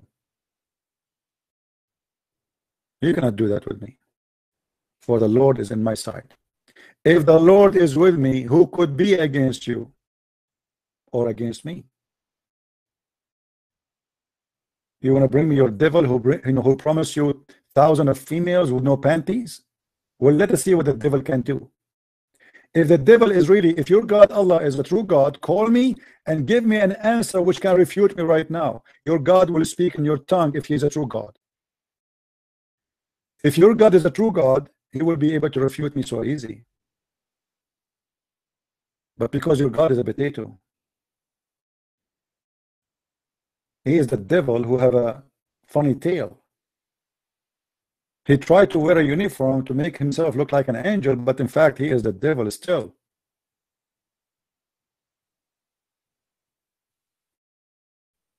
Why you hate them? Why you hate the Muslims, huh?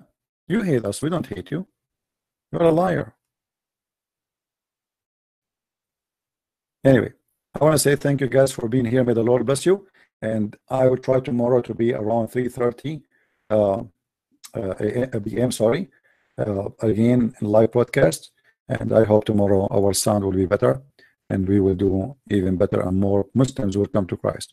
With this, I leave you in peace, and I wish you the best time with your family. It's a Friday evening, and please take care of your family. Be a decent man with your wife. Be a decent man with your children. Don't cheat. Don't lie. and don't be a person who's selfish. Selfishness is one of the disease, hate families, hate the society. Be a person who give himself and love himself at the end, not first. They teach you to do yoga to focus on yourself. That is false. Focus in the love of others. Focus in how you can help others, because that is the true love and this is the true happiness. A person who think about himself is the same person who win the world, but he lose himself. The one who give himself, he win. The one who think about himself, he lose. Don't be the loser. Christ is my wisdom, and the Bible is my book. And by him and for him everything was created, and I am his servant, and I will do my best to serve the Lord, the God, the good God, who never commits sin, who teach love, who said love your enemy. With this, may the Lord bless you, until we see you soon again. God bless. Bye-bye.